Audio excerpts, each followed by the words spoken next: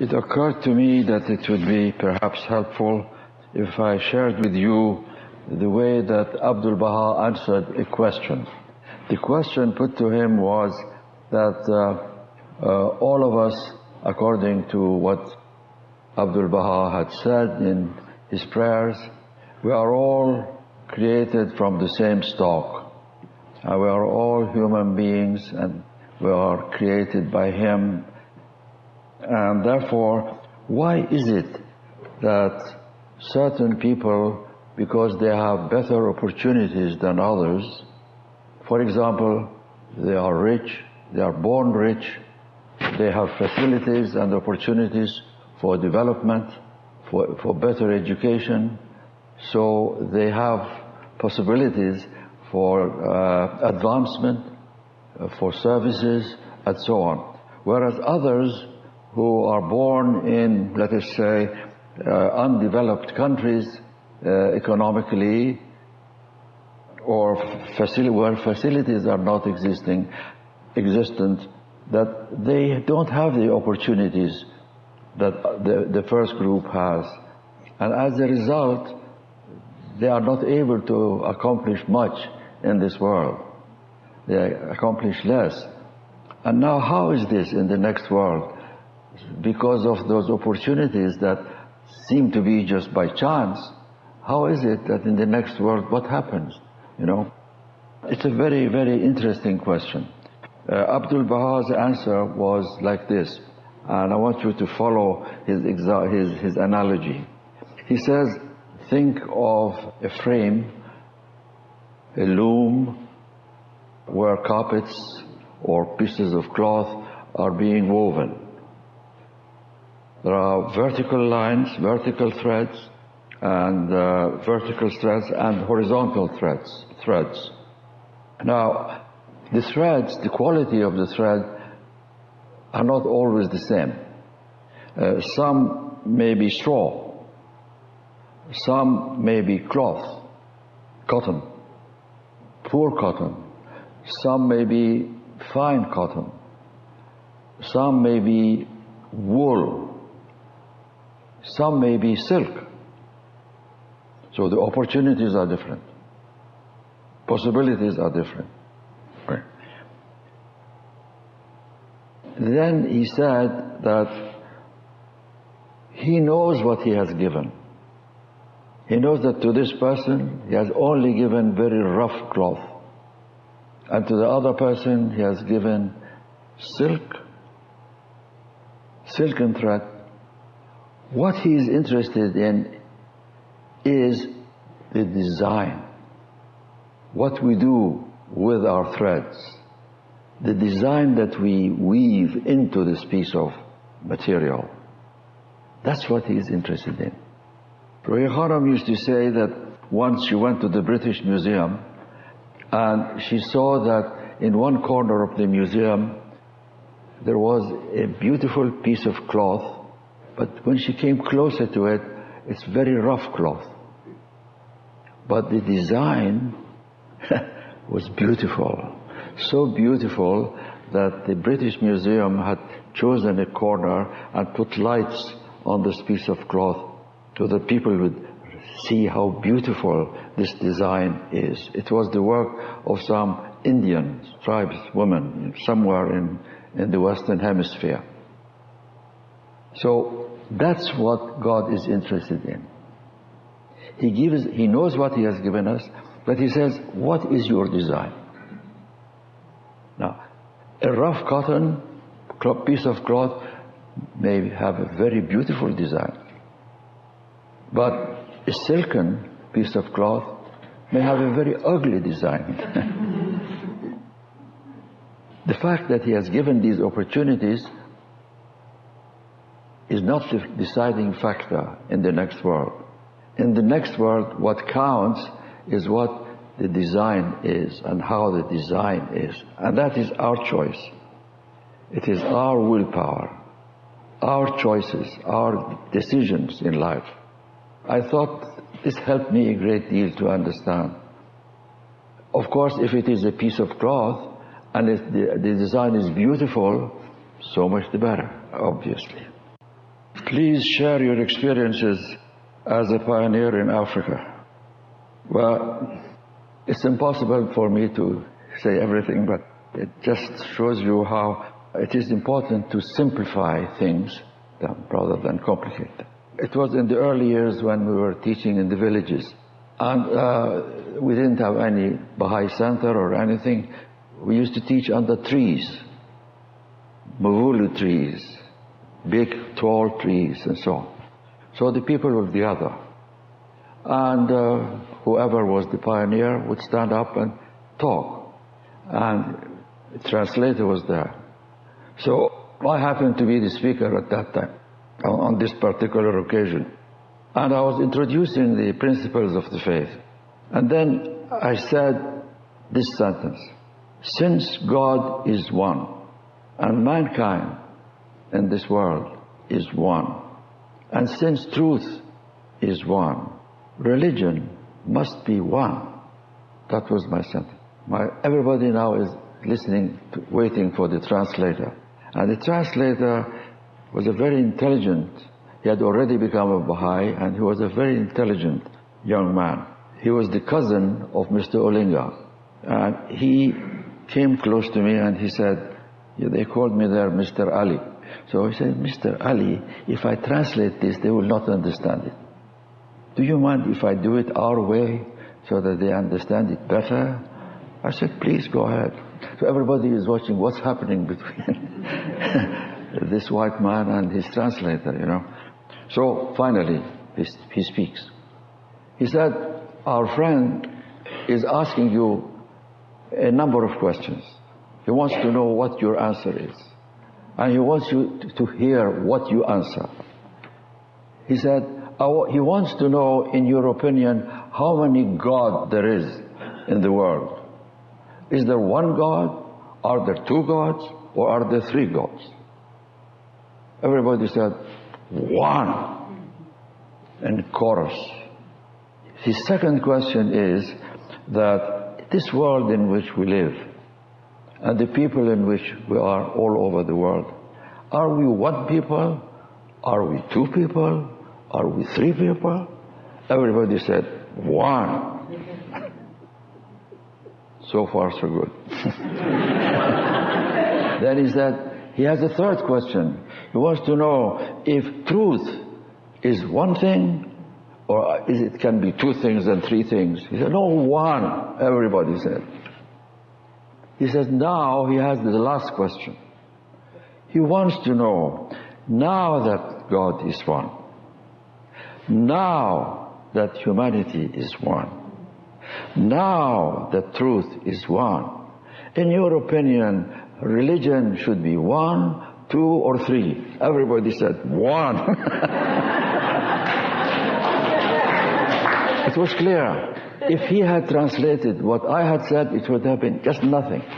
So just one sentence. They would forget all about it. But the way he invited everybody to participate made everybody clearly to understand what the logic was. It's impossible to give all the details, so we move on. I would like to know if the beloved guardian recited or chanted the Arabic writings with Persian accent or Arabic accent. There is a big difference between the two, very big difference. If you know some Arabic or you know some Persian, you know the difference. It's different, the pronunciation is different, the tone is different, everything is different. Shoghi Effendi always chanted the Persian way. He chanted Persian in the Persian way. He chanted Arabic in the Persian way, not with the Arabic way. Now, I don't say that the Arabic way is not beautiful. It is very beautiful. But it was logical for him to do it in the Persian way. And there is a difference between the way you pronounce these words. For example, I'll give you an example. To hit, the Arab, the true way of pronouncing is daraba. Persian way is zaraba. A big difference. You see? So, The pronunciation is very important for Arabs. It is very important for Persians. Now, however, having said this, I must also say, I was present many times in the presence of Shoghi Effendi when there were Egyptian pilgrims who came. He would call on Egyptian pilgrims, or Iraqi pilgrims, or Jordanian pilgrims. He would say, chant a prayer. Now, they are Arabs, pure Arabs. So they chant. Some of them chant in a very poor way. Now, Shoghi Effendi said, when Arabic is being chanted by Arabs, they should follow the same style of chanting that the scholars in Egypt use for the Quran. In Arabic it is called tajweed. In Persian we call it tajweed. Tajweed has a special style of chanting. And they believe that it has been carried from generation to generation from the way that Muhammad taught his disciples to chant. Therefore, they do it that way. And Shoghi Effendi used to confirm that when you chant to the Arabs, when you chant, follow the tajweed that you find in the University of Azhar in Cairo. Follow that, which is pure Arabic intonation. No Persian in it at all. This is chanting Arabic by Arabs. But when he chanted Arabic, he as a Persian, it was Persian style. What happens to the ego after we die? Does the ego go into the next world? Thank God it does not. Yeah. The ego is buried with the same body in the grave. Finished. In the next world, there are no tests. This question was put to Abdul-Baha, and he answered, no tests. Tests are here. And tests stem from the ego. Nothing else. It is Satan. Baha'u'llah makes it very clear. He said, the Satan that we read in the writings is the ego. There's no such creature as a Satan. Nothing. These analogies are given for us to understand. According to the New Testament, the devil comes and takes the Son of God, Christ, up on a highest mountain. He tells him, look, I'll give you all this. This will be yours. Just follow me. Who's saying this? Jesus Christ himself. And then Jesus looks around. He says, no, I don't want that. Now, how can this be actually true? How is it possible for Satan to come and take the Son of God, who is the manifestation of God, carry him up against maybe his will, take him up on a mountain and show him everything, and then ask him to, I will give it to you, I own this, I give it to you. Obviously this is the story. The Satan is the ego, nothing else. The ego comes and talks to you, orders you, commands you, insists, makes things that are bad look good, makes things that are twisted and crooked straight, and makes straight look crooked. In one of his statements, Abdul-Baha says, the self, or the ego, is like a well. You go inside it, you don't see anything. You lose your perspective. You lose your judgment. What appears to be bad to you, it may appear to be good. That's what ego does. We have to be watchful. Watch over ourselves all the time, through prayer, through conscious effort.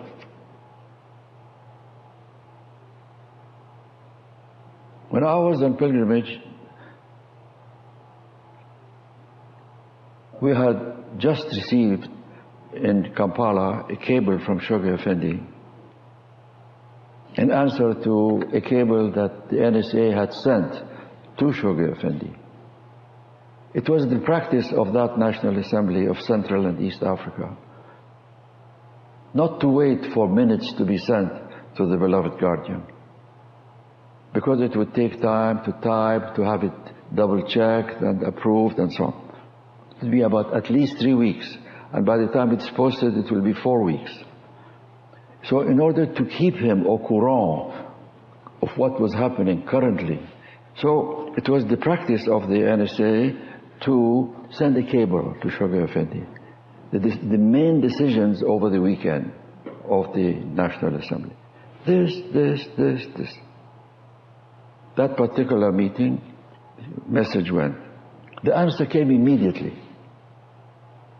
The NSA was still meeting. The answer was very brief. Praying holy shrines, promotion, teaching work. Signed, Shoghi. Obviously, because the cable we had sent was all about administrative affairs, administrative details. We're going to have a conference there, we're going to have a publication here, we're going to contact the media there, we're planning to meet the government officials in another place. Nothing about the teaching work. We realized our mistake. Now, just the same, the following day I traveled. I went, it was my time to go on pilgrimage. You know, Shoghi Effendi, one of the first things he told me, he said, did the National Assembly understand my hint? I said, yes. Then he said, what is the use of orderliness if there is no teaching? What is the use? He's interested in the teaching work. And he was slapping us with his cable. Kindly, gently, but it was a slap. Then he says, how many African believers are there on the National Spiritual Assembly? Of course, he knew I had sent him a report. He wants to introduce the subject. With great embarrassment, I said, 3 African believers and 6 pioneers. He said, this is not good. That was another slap. He said, the pioneers should be in the minority. Although they are a minority, and according to Baha'i principles, the minority should be given preference. But in this case, I say that they are not minority in that sense, because they don't belong to that country. The African believers, the local believers, have precedence. Then he said put another question. He said, do the African members of the National Assembly participate in the consultation? Now, the reality was that whenever there was a new item to be discussed, the first were the pioneers to speak. All the pioneers were ready to speak. And when they spoke, he gives one opinion, another pioneer gives another opinion. Gradually, it's all discussion between the 6 members. And some of us are even rude, impolite towards each other. For example, what are you talking about? What kind of... This is nonsense what you are saying. And the poor African members are sitting there. What is happening? Shoghi Effendi is asking me, what is the situation? How could I explain this? I did not know how to explain this. And I'm sure he must have realized that I was passing through a moment of hesitation. I finally said, the beloved guardian knows very well the enthusiasm of the pioneers.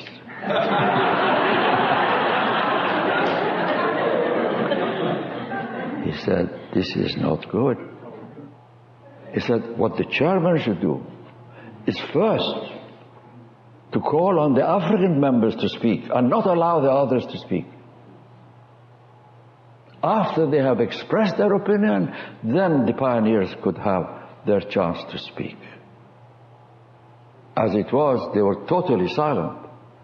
And it was the pioneers exchanging and fighting. And finally, the Africans would say, yes, I think such and such a suggestion given by so-and-so is the better. Very quietly, very politely. I remember in one case, one of the pioneers said, he interrupted the poor African member. He said, why did you say the suggestion made by Mr. So-and-so?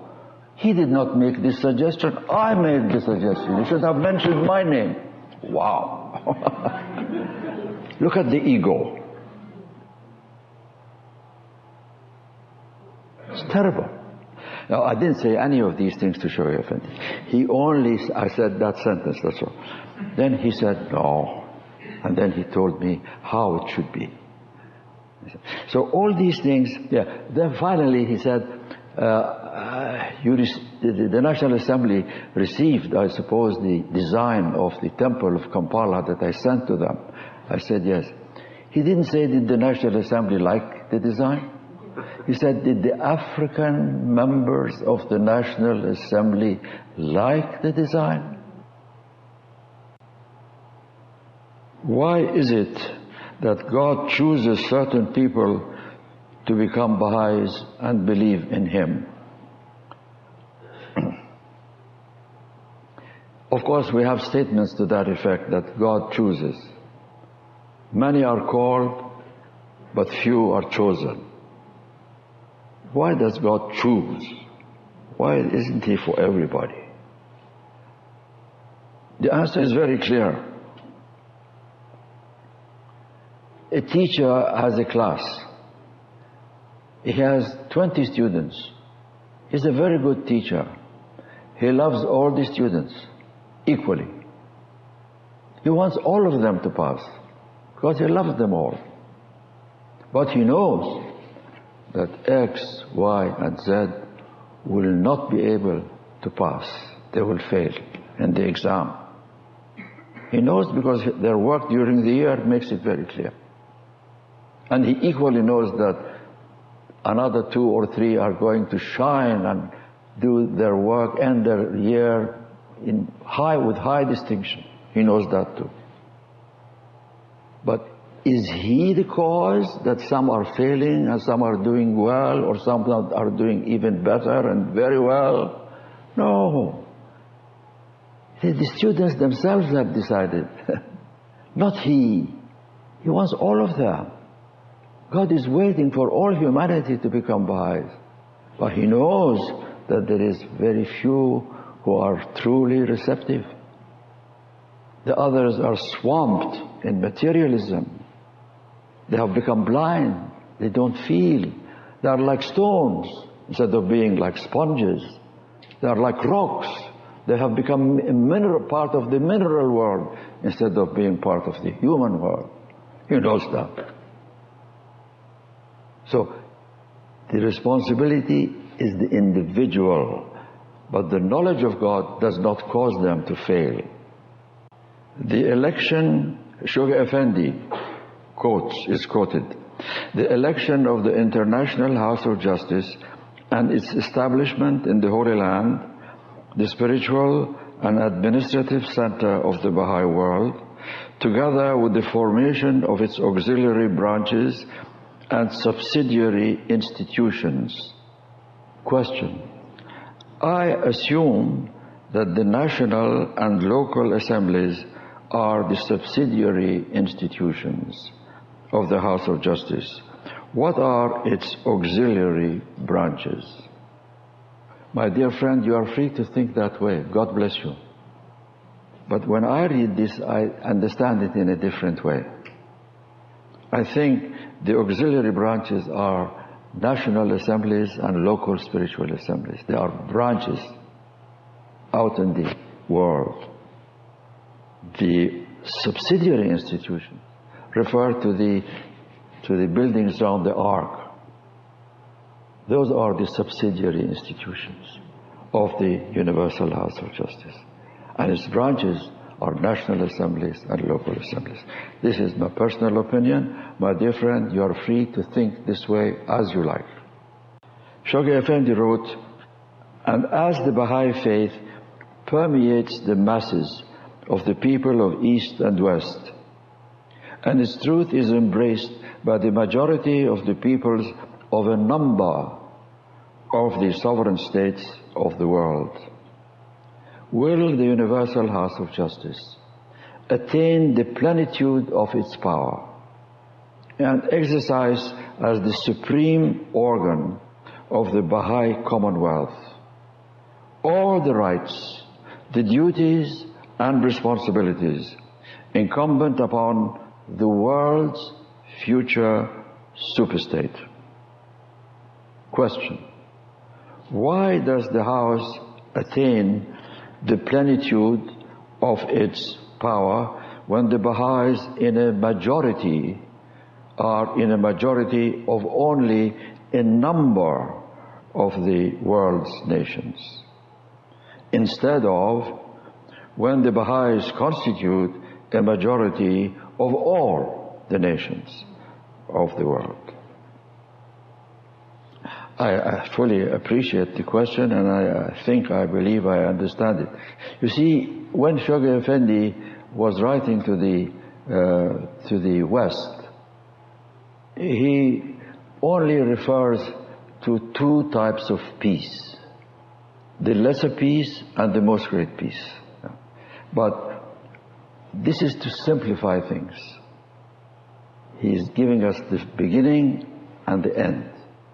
But when you read the writings of Shoghi Effendi, you see that there are three types of peace, not two. And in Persian, it is Sulh-e-Asghar for the lesser peace, the great peace as translated by Shoghi Effendi himself, Sulh-e-Akbar, and Sulh-e-Azam, the most great peace. Shoghi Effendi has compressed this in his English letters, just two, to simplify things for us.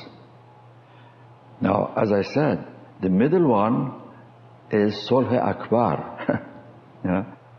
It's very interesting that when Baha'u'llah met Brown, E.G. Brown, in the mansion in Baji, it's a very interesting point. You know, he has translated, he has used the word most great peace.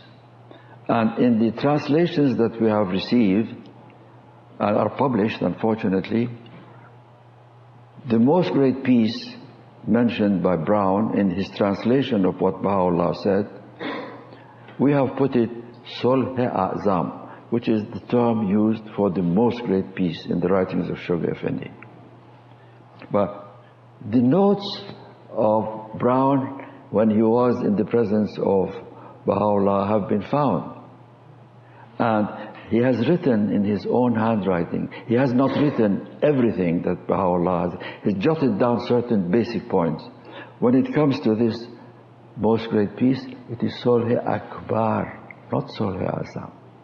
He has translated it most great peace. And now when we ourselves are retranslating from the English, we have put Sulh-e-Azam. Whereas what truly he has written down in his notes, Sulh-e-Akbar, which is the middle kind of peace, between the lesser peace and the most great peace. So I think it is very clear that there are three, but Shoghi Effendi had compressed it. When it is three, then the middle one would be a number of nations. When it is the most great peace, it is a majority of all the nations.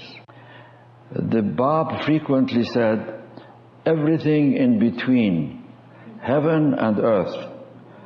What is this? What does this mean? I have not seen anything in the writings of Baha'u'llah or Abdul-Baha or Shoghi Effendi himself or the Bab himself for that matter this question of in-between. Actually, this in-between has come from the Quran. It's a verse in the Quran. So what the Bab is doing, he's quoting the Quran.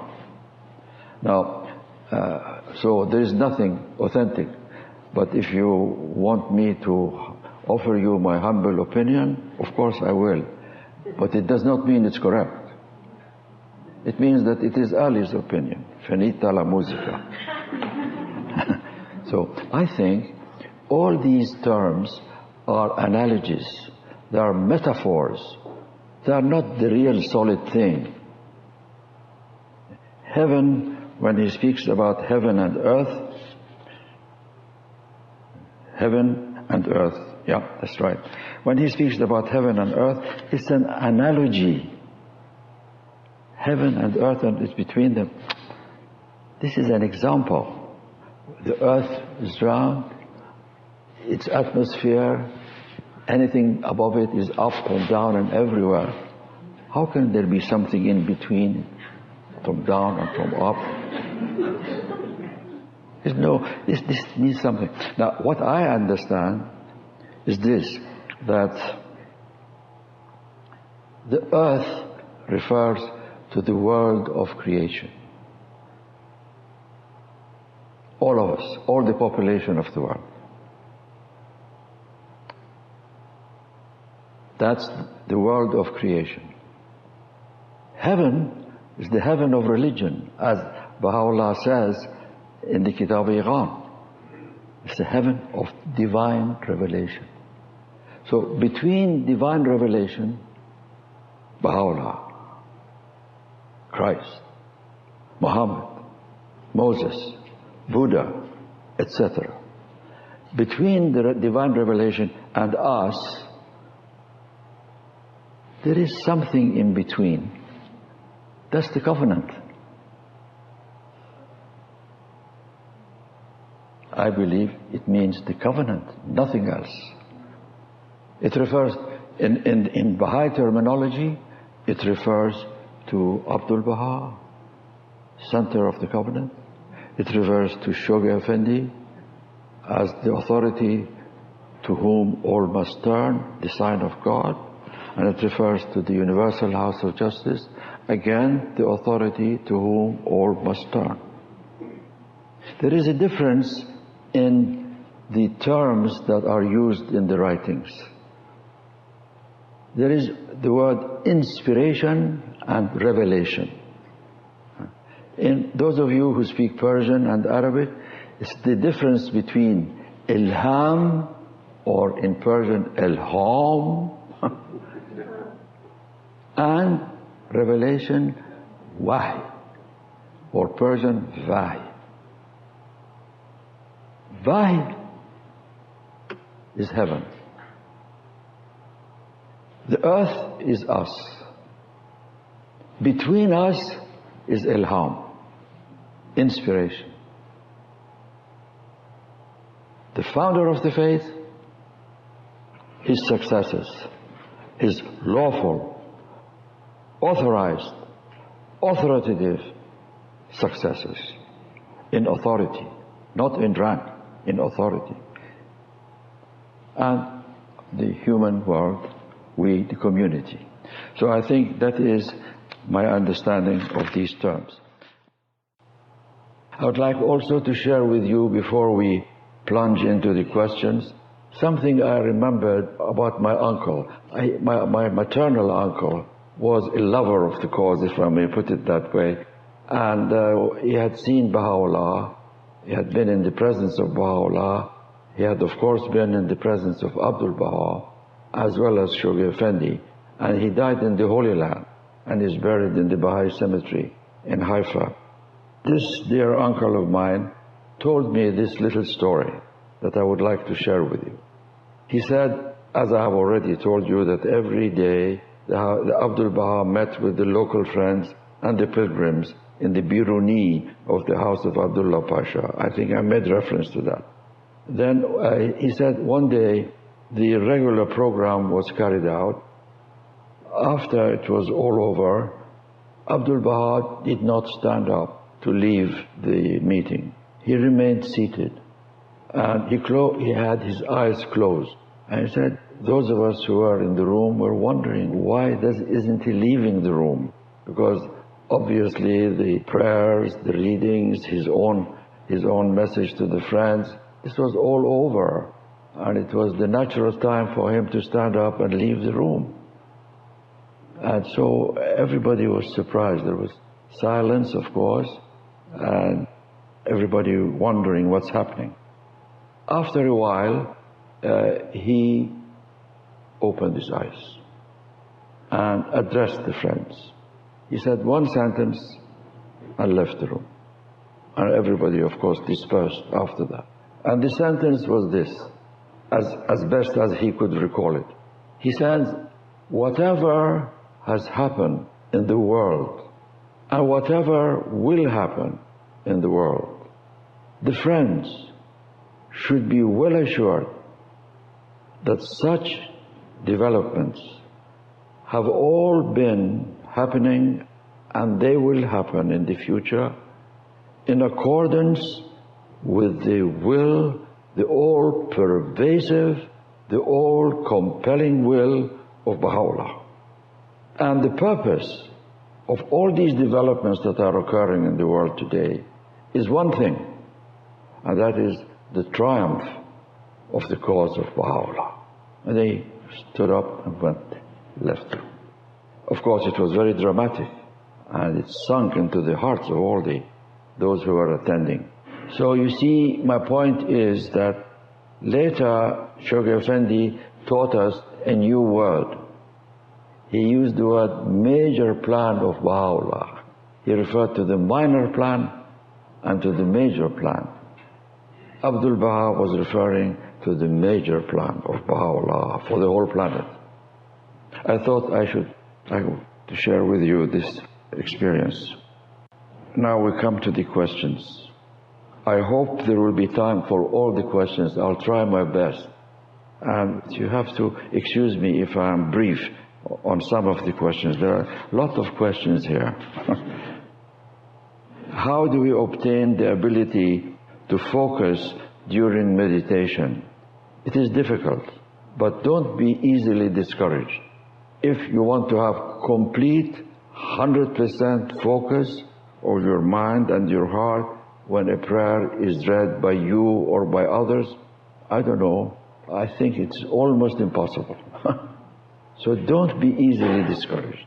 This happens. We are human beings. Don't blame yourself too much. Do your best. Continue focusing. It will become easier all the time. Can we pray directly to God without an intercessor?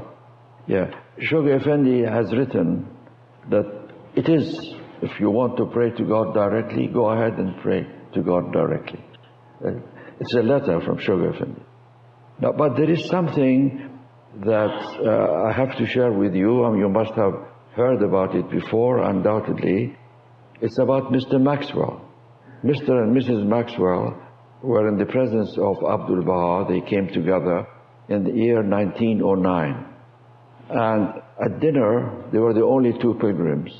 At dinner time, Sutherland Maxwell said to Abdul-Baha, he said, the Christians pray to God through Jesus Christ. My wife prays to God through you. I pray to God directly. So when Abdul-Baha heard this, he said, and where is God? His answer was classic, to be expected by an intelligent person like Sutherland Maxwell. God is everywhere. Abdul-Baha's answer, everywhere. Everywhere is nowhere. Then he continued. He said, what you are praying to, you think it is God, is a fiction of your own imagination. There's no point. Prayer needs a point. And it's impossible to put God in one point for you to direct your prayers. He said that a savage living in the jungle is closer to God when he turns his prayers and to a rock, a piece of rock, or a tree, because these are creations of God. But when you pray directly, you want to say directly to God, you are praying to the fiction of your own imagination. Mrs. Maxwell has written that when Sutherland heard this, he bowed his head. She says, I believe that that's when he became a true Baha'i. He had been a Baha'i, but when he heard this, he bowed his head and said, I believe that's when Sutherland became a true Baha'i in 1909. So I'm telling you this because we have heard it over and over again, and I'm sure Ruhi Khanum must have spoken about it in conferences. You may have heard it from her directly in conferences. Now, the reason is this. When Shoghi Effendi says, if you want to pray to God, all right, pray to God. It shows the openness of the pen and mind and spirit of Shoghi Effendi. However, it is so much better to have a point to which you can turn, obviously. And that is the manifestation of it. So we turn our prayers to manifestation of it. If we find it easier to turn to Abdul-Baha, Abdul-Baha is fine. To Shoghi Effendi says, even me you can turn. To the greatest holy leaf you can turn. These are the intercessors. To other souls, other departed, sanctified souls, you can turn. To your own parents who have passed away, you can turn. So there is such flexibility in our teachings on this particular subject. What advice would you give to parents struggling to ensure that their children become strong and dedicated Baha'is? Who am I to give you such advice? However, I think that there are two things. Your children should be encouraged to be active in the community. In whatever area that they want to do, they must be active in the community. They must teach the cause. Encourage them to teach the cause. In order to encourage them to teach the cause, you as parents, you should be active in the community as well. They look at you. If you are inactive, they say, why should we be active? And they are right. If you are not teaching the cause, and they don't see that you are teaching the cause, how do you expect them to teach the cause? They should have the courage to teach the cause. They follow you as parents. They want to know how you are. So this is very important. The other thing I think that has to be done is to make sure that your children or your child realizes that they should not befriend people that they think are behaving in a way contrary to the faith, to the teachings of our faith. Let them be selective in their friendships, in their associations. Warn them against that, so that they understand what it is that there are certain boys or girls who act in a different way, totally un-Baha'i way, in terms of immorality, in terms of chastity, in terms of bad manners. Not to mix with such people, but mix with people who have a spirit, and from the way they are acting, you know it's in harmony with the teachings of the faith. Warn them and encourage them. So I think these things will probably be of great help. Aid me to be detached from all things within thy holy precincts, to explain what is meant. Now this is, I think, a very important sentence in the tablet of visitation of the beloved Master. He talks about selflessness, of course. He talks about being like a dust in the pathway of God's beloved ones, yes. But then there is this sentence. What does it mean? I'm giving you my personal feeling. It may be right, it may be wrong. You should arrive at your own conclusions. I think it means that when you have become a Baha'i, or you are already a Baha'i, and you want to be active in the cause, and you enter the community and you're active. These are, I think, the precincts of his course. There are tests. That means we, as members of the Baha'i community, within the community there are tests. And that's where we have to be wide awake. What is the type of tests? I think the most important of all is that we have ranks, positions, functions in the Baha'i community. And we cannot avoid it. We have the administrative order. We have a hierarchy. We have to have hierarchy. Hierarchy calls for ranks and positions. That's it. We cannot avoid that. In fact, Abdul-Baha gives the example of an army. And the army has a general, from the general down to the soldier. But in between there is a whole hierarchy. Okay, so we can't avoid that. We can't criticize that.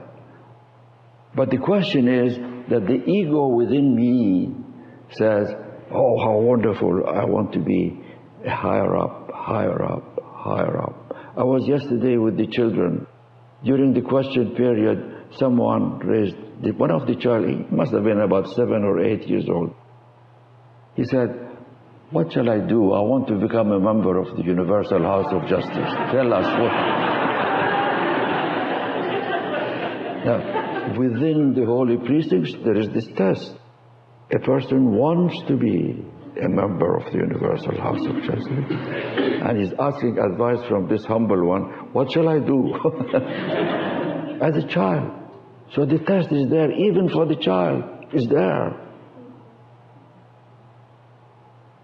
If it is for him, it is for all of us. Seeking ranks and positions, on the one hand, is wrong. On the other, to consider yourself.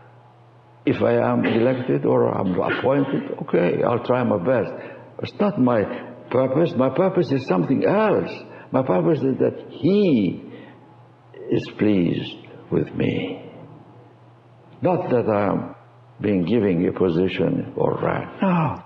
That position and rank, set it aside. If it happens, okay. If it doesn't happen, it doesn't matter. Teaching the course does not require ranks, for God's sake. Finding receptive souls does not require ranks. It requires prayer. It requires humility. It requires devotion. That's what it requires. We become then magnets. We attract. That's what is important. Not having positions and ranks and wanting. If it comes, okay, that's it. Sometimes the very position and rank that is given to some of us, or to me, for example, could be a test for me. So I have to be fully aware. This is only my understanding. You may come to your own conclusions. God bless you. How can a person attain certitude? Yeah, that's a very good question. You see, there is a difference between faith and assurance or certitude. Those of you who speak Persian and Arabic, the difference is between iman and iqan. We have kitab-e-iqan. Faith is recognition of the manifestation of God. It's the beginning. It's like the seed being planted. That's what it is. Certitude or assurance in when it becomes a tree with fruit. Iman is just the beginning of a process.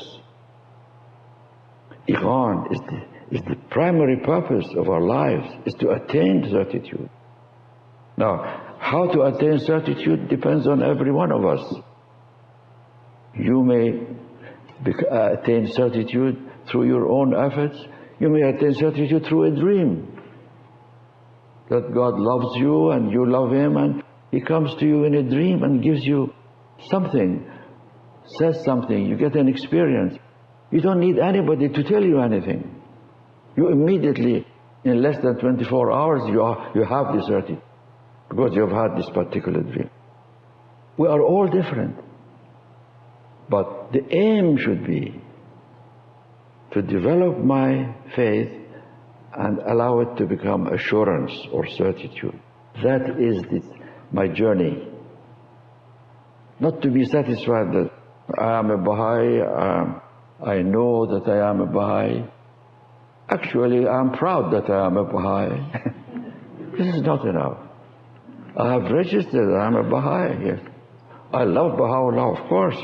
But what do I do? Almost nothing. Do I sacrifice for Baha'u'llah?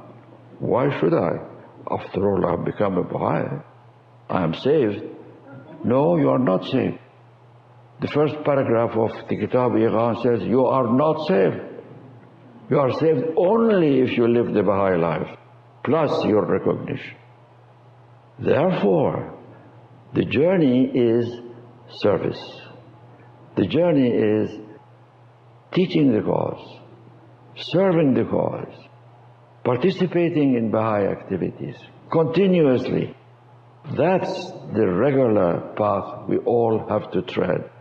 Now, if in the meantime you get a dream, fine, God bless you. That's a blessing. But you may not have a dream. You have to carry on. You have to plod on. You have tried your best. Carry on. Every day. Make the effort. Be aware that you have to grow. That your evening, Baha'u'llah says, should be better than your morning. Because a plant is growing. And the plant is growing. You measure it in the morning, you measure it at night, you measure it the next day, it has grown.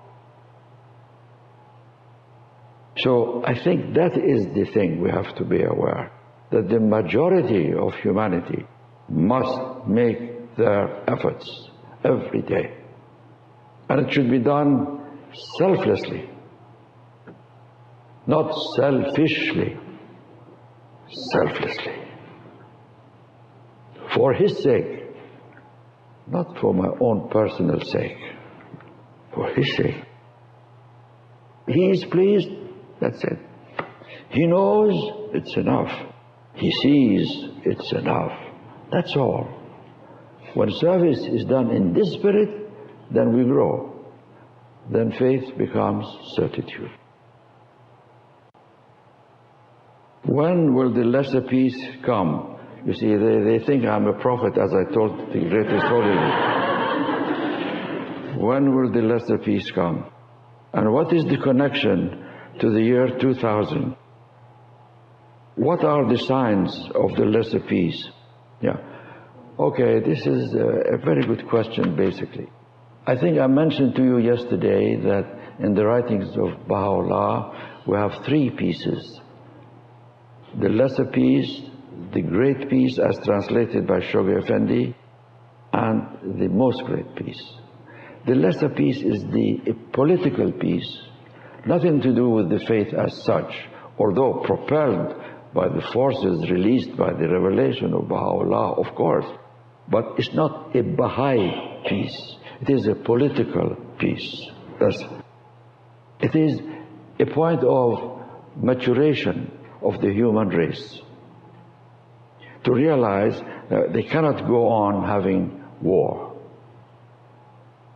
When you read the writings of Shoghi Effendi clearly, you see that he, in the goal of a new world order, for example, he makes a point which I think is basic, a point that we should understand when we are teaching the cause, a point which the world needs to know.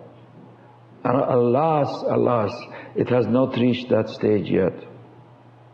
It's a fundamental principle in the writings of Baha'u'llah that Shoghi Effendi has pulled out for us and explained it to us. It is a very simple thing, but sometimes we lose our focus and we don't know where it is. But it is the point when the nations of the world will realize that there must be a curtailment a limitation, even if necessary, a forced curtailment of national sovereignty. That's it. If you read The Goal of a New World Order carefully, you see this thing emerging. National sovereignty means I am independent. I do what I please in my country. No one has the right to interfere in the affairs of my country. That's national sovereignty. Today, the problems, let us say, in the Middle East, particularly in Syria, have not been resolved, although so many thousands have been killed on both sides. Why? It's because of national sovereignty. The Syrian government says, I'm independent. I do what I like. Don't interfere in my affairs. National sovereignty. What is needed is putting limits to national sovereignty. And that can be done only when the nations of the world all realize that this type of politics is not going to work anymore. There should be limits, must be imposed on national sovereignty. Certain rights, certain privileges, which are the rights, if you like, of every nation, should be given up, should be ceded in favor of a bigger unit, which is a world government. The United Nations today is weak. The United Nations today has no teeth. It has recommendations, yes, but subject to national sovereignty. It doesn't work. It will not work. It will work only when, through suffering, unfortunately, human race will reach a point when we have to curtail this. And this has happened in the past. You know, families became tribes. How? Through wars between families. Finally they decided, let's get together.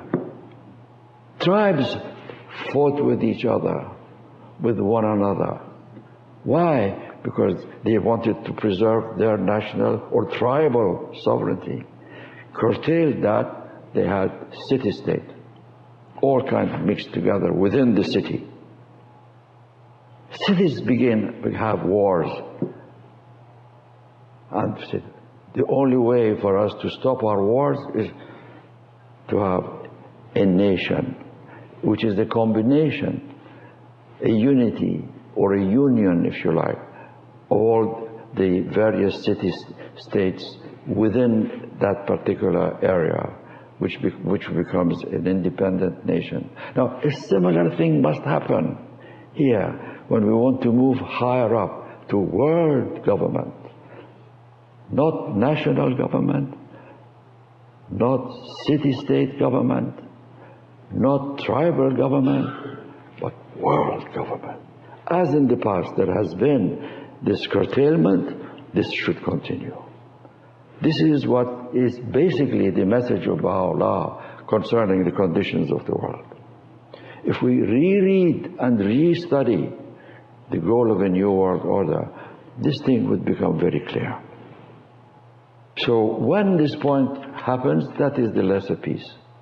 As to the part of the question about the 2000, there is, of course, as you know, the tablet revealed by Abdul-Baha, which is known as the tablet of the 7 candles.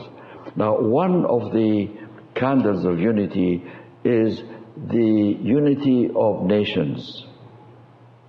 But unity of nations has been thought of by many friends and so on, that this is the lesser peace. It was not the lesser peace, because Abdul-Baha says, but this unity of nations will occur within this century, which was the past century, before the end of this 2000, the 20th century. We are in the 21st century. The lesser peace did not come. So what Abdul-Baha meant could not be the lesser peace. What Abdul-Baha meant was something else, perhaps, because he himself defines it. He says, That is the time when the peoples of the world would consider the entire earth as their home, one homeland, one fatherland. Considering the peoples of the world, considering the earth as one home is not the same thing as agreeing to curtail national sovereignty. They are two different things. And there is a sense of awareness that, we are all one after all. Abdul-Baha says this will happen during the 20th century. It did happen. I remember myself. I know I'm straying from the main subject, but I just want to tell you this, how I felt. I was reading Life magazine. The first astronaut to arrive on the moon, and the pictures that they took of our Earth. I opened Life magazine. For the first time, I saw a picture of Earth. It's blue. You see the continents. You see the oceans. You see even some of the clouds over this wonderful planet which is ours.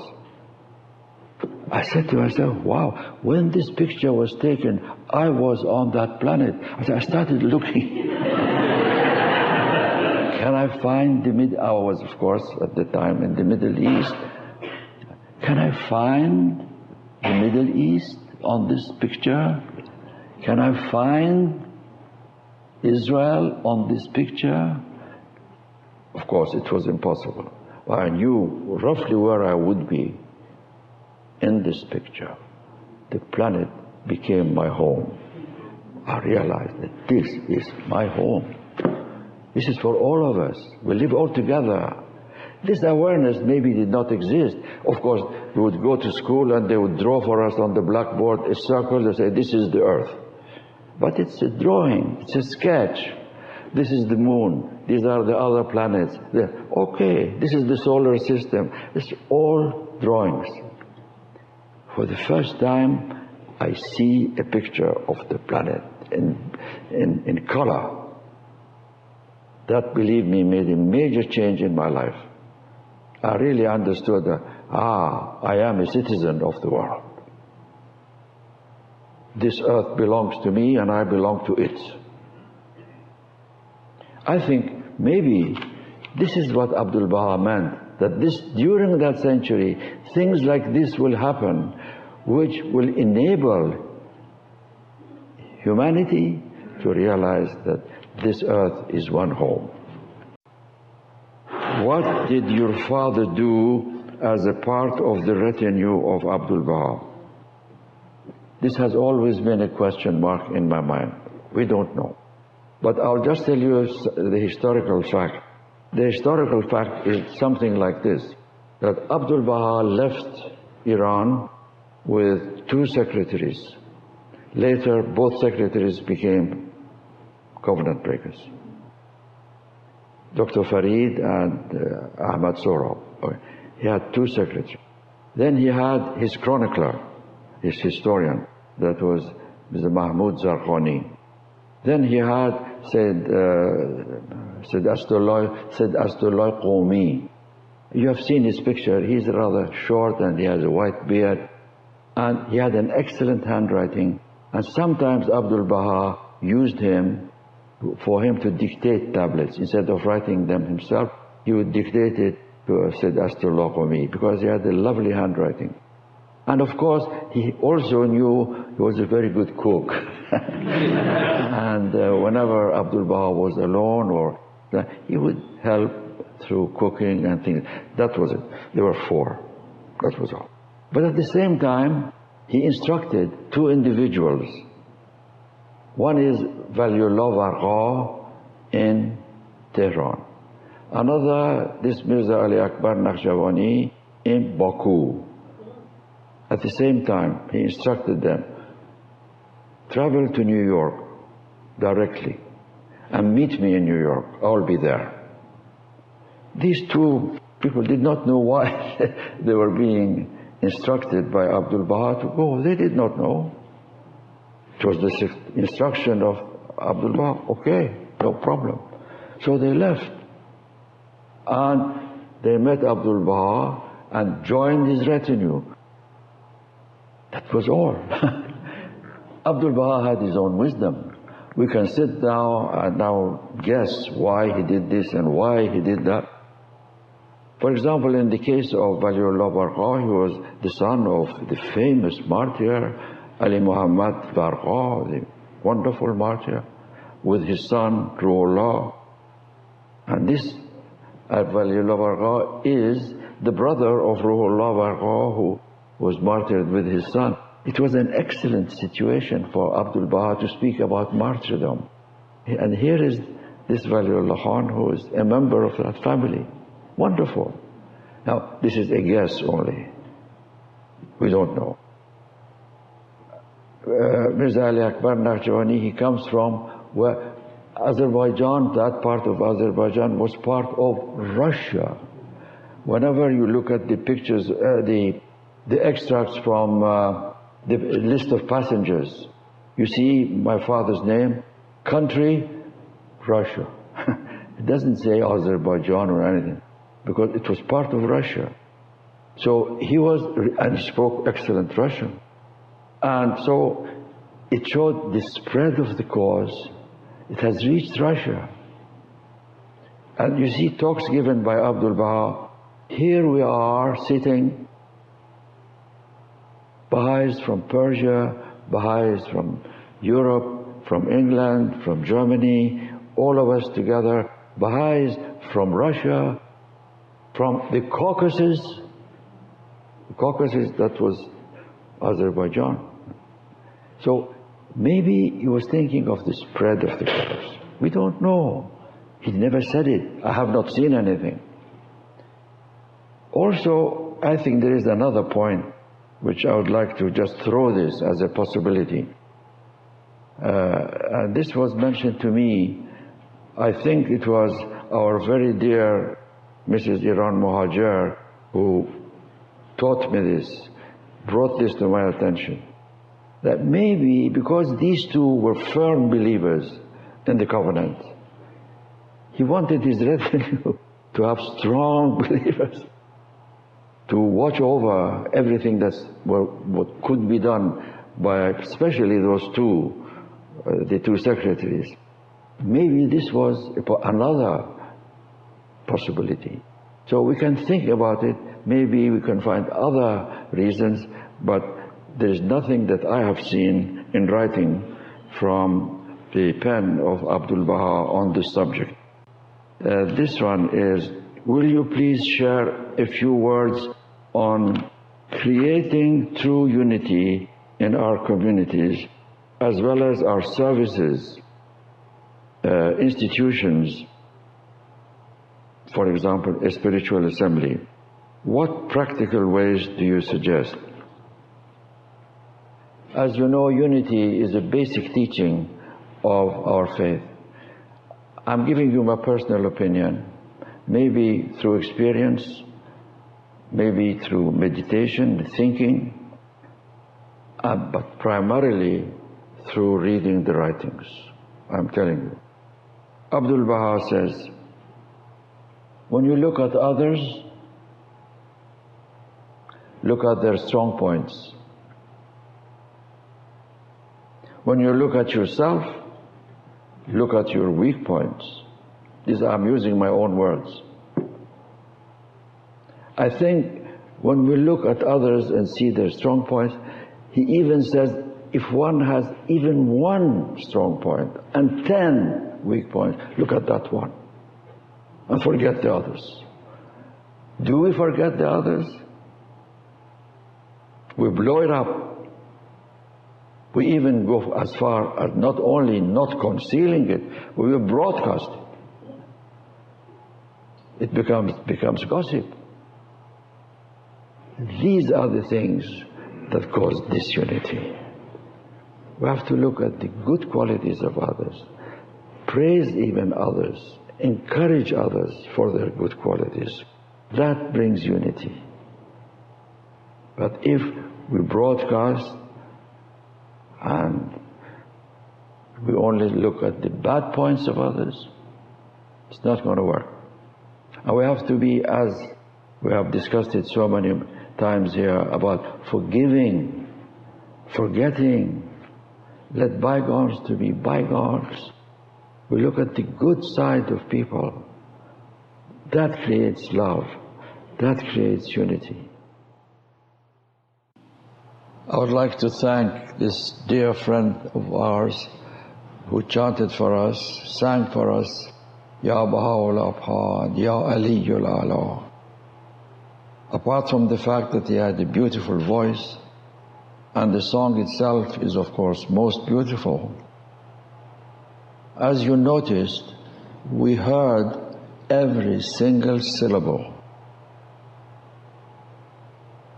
The melody or the voice did not in any way interfere with the enunciation, the articulation of the words which are revealed words. And so many times I see some of the friends come and sing or chant. You hardly know what they are singing, what they are chanting. The words are completely lost, crushed. It is as if the important thing was to hear the voice, that the important thing was the melody. The important thing are the words. That has effect. Then supported by the voice, supported by the melody, not the other way around. The words sometimes are sacrificed, so much so that you don't recognize them, whether it's English, whether it's Arabic, whether it's Spanish, whether it's Italian, God knows.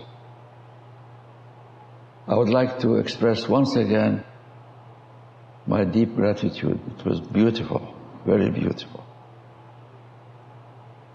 I'll share with you two little stories before we go to the questions again. I heard this story from Mr. Faizi. I'm sure you all know Mr. Faizi very well. He was Hand of the Cause of God.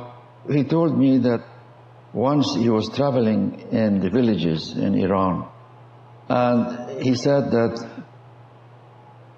he arrived in a small village where there were few Baha'is, and he spent the evening there with them and spoke about the faith and things to encourage them and so on. He said, in the morning, I went for a little walk in the village. As I was walking, I saw two people sitting on the ground.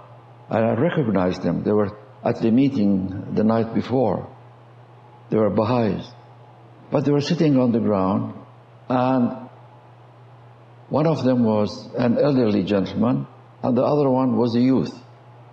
And the youth was asking the elderly gentleman, I have not experienced the power of the Holy Spirit and the power of divine assistance. How does this work? Could you explain it to me? How shall I understand the power of the cause of God, the way it comes to us and helps us? So, when I heard this question, I immediately withdrew to a little corner so that I will not be noticed. Because I wanted to see what the elderly gentleman is going to say. And the elderly gentleman said, there was apparently an ant walking on its errand to find some food. He said, you see this ant here on the ground? He said, yeah.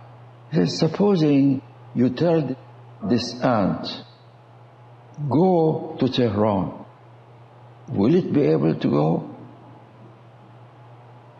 The answer of the youth was, no, very unlikely, it's impossible. How can this little ant find its way to Tehran? He said, but I'll tell you something. He said, supposing that someone, of course this is making an analogy, making up a story. Supposing someone will tell this ant that, you know, You cannot go to Tehran. That's true. But don't you know that there is a bus in our village that's going to Tehran? Why don't you go to this bus and stick yourself to the body of the bus? And so this little ant thinks it's not a bad idea. So it goes and finds the bus. It was very near to where they were. And climbs up from the tires up to the body of the bus and sticks its own body to the body of the bus. And the time comes for the bus to travel.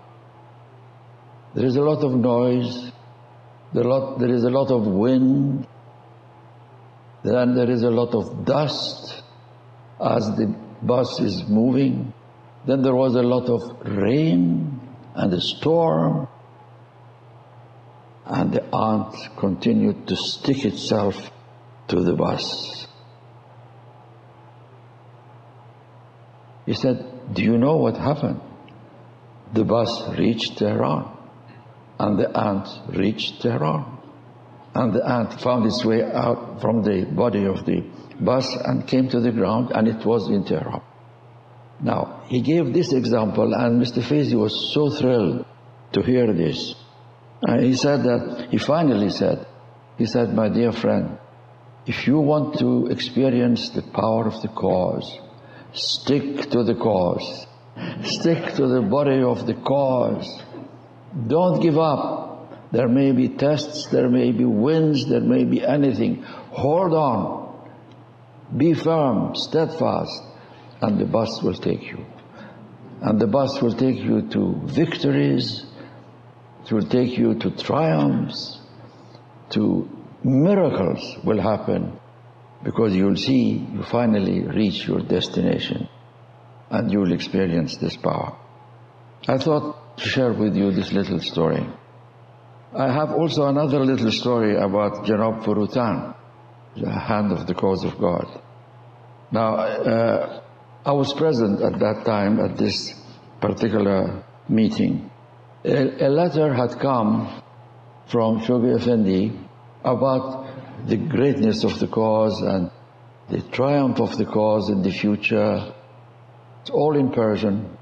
And in that letter of Shoghi Effendi, he says that this great triumph that we are expecting for the cause of God will happen. The word he used in Persian is ajibe. It's not strange. It's something that we don't know how it's going to be. Not the usual thing. Unfamiliar. Unusual.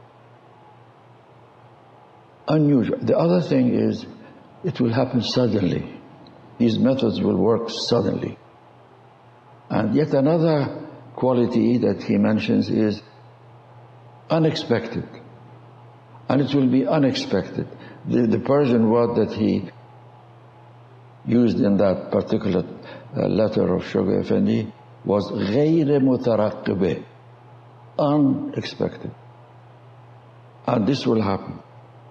The friends should know that such things, such a big triumph will happen in this way. Okay, that was very impressive, of course, of the words of Shoghi Effendi. Then there was a little discussion. There was about 6 or 7 of the friends sitting, and Janab Furutan was in the meeting, and I happened to be there also. And then one of the friends said, I have been thinking about this. I think it's going to happen in this way. The other friend said, no, I don't think so. I think it's going to be in that way. Finally, the third person said, it's none of these two. I know how it's going to happen. He said it's going to happen like this, like this, like this, like this. Wow. Of course, everybody was listening to what he was saying. After finishing his exposition, Mr. Furutan, with his sharp mind, looked at him. He said, oh, this is very interesting, you know. And you have thought about this, haven't you? Oh, yes, for a long time. And then he said, and you're sure it's going to happen like this? He said, yes. So this is what you are expecting will happen. He said, yes. Now look at this remark of Mr. Rutan. He said, so you are expecting, you said. He said, but Shoghi Effendi says it's going to be unexpected. So what you say is not going to happen. It was really wonderful, the way like a trap. He laid the trap for him, and he fell in the trap, and then he caught him. Yeah. The condition of the world is deteriorating rapidly. What should the Baha'is do? From my reading of the writings of Shoghi Effendi on this subject, especially those in English, it is very clear, in my opinion, that it's too late to do anything. Too late.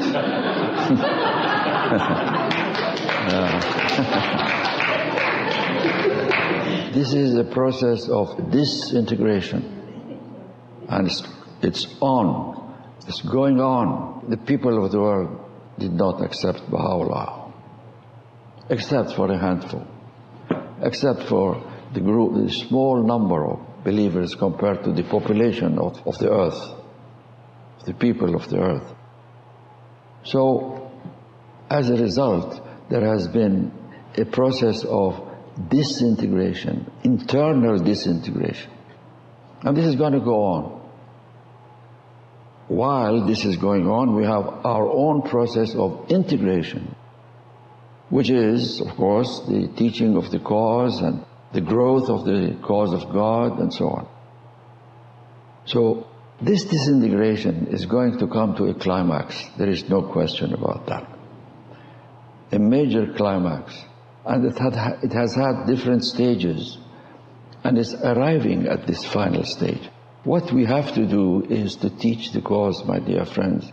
This is the 10th time I'm saying this. You must be tired with me. But what can I say? This is what I understand. I am sharing it with you. We have to teach the cause. We have to strengthen the foundations of our community. That's what we must do. God has His major plan for humanity, and He is organizing it. He knows how to do it better than we do. In one of his letters, Shoghi Effendi says, invisible hand of God is at work. Yad ghaibi dar kar ast. The invisible hand of God is at work. It's the major plan of God is at work. So we have to worry about ourselves. We have to strengthen our community. We have to make it ready for the attacks that we have in the future on the cause.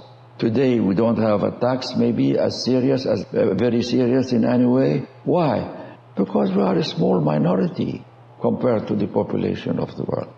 But when we have more Baha'is coming in, as you know, for the process of the teaching work, Shoghi Effendi clearly points out to us that there are 3 stages.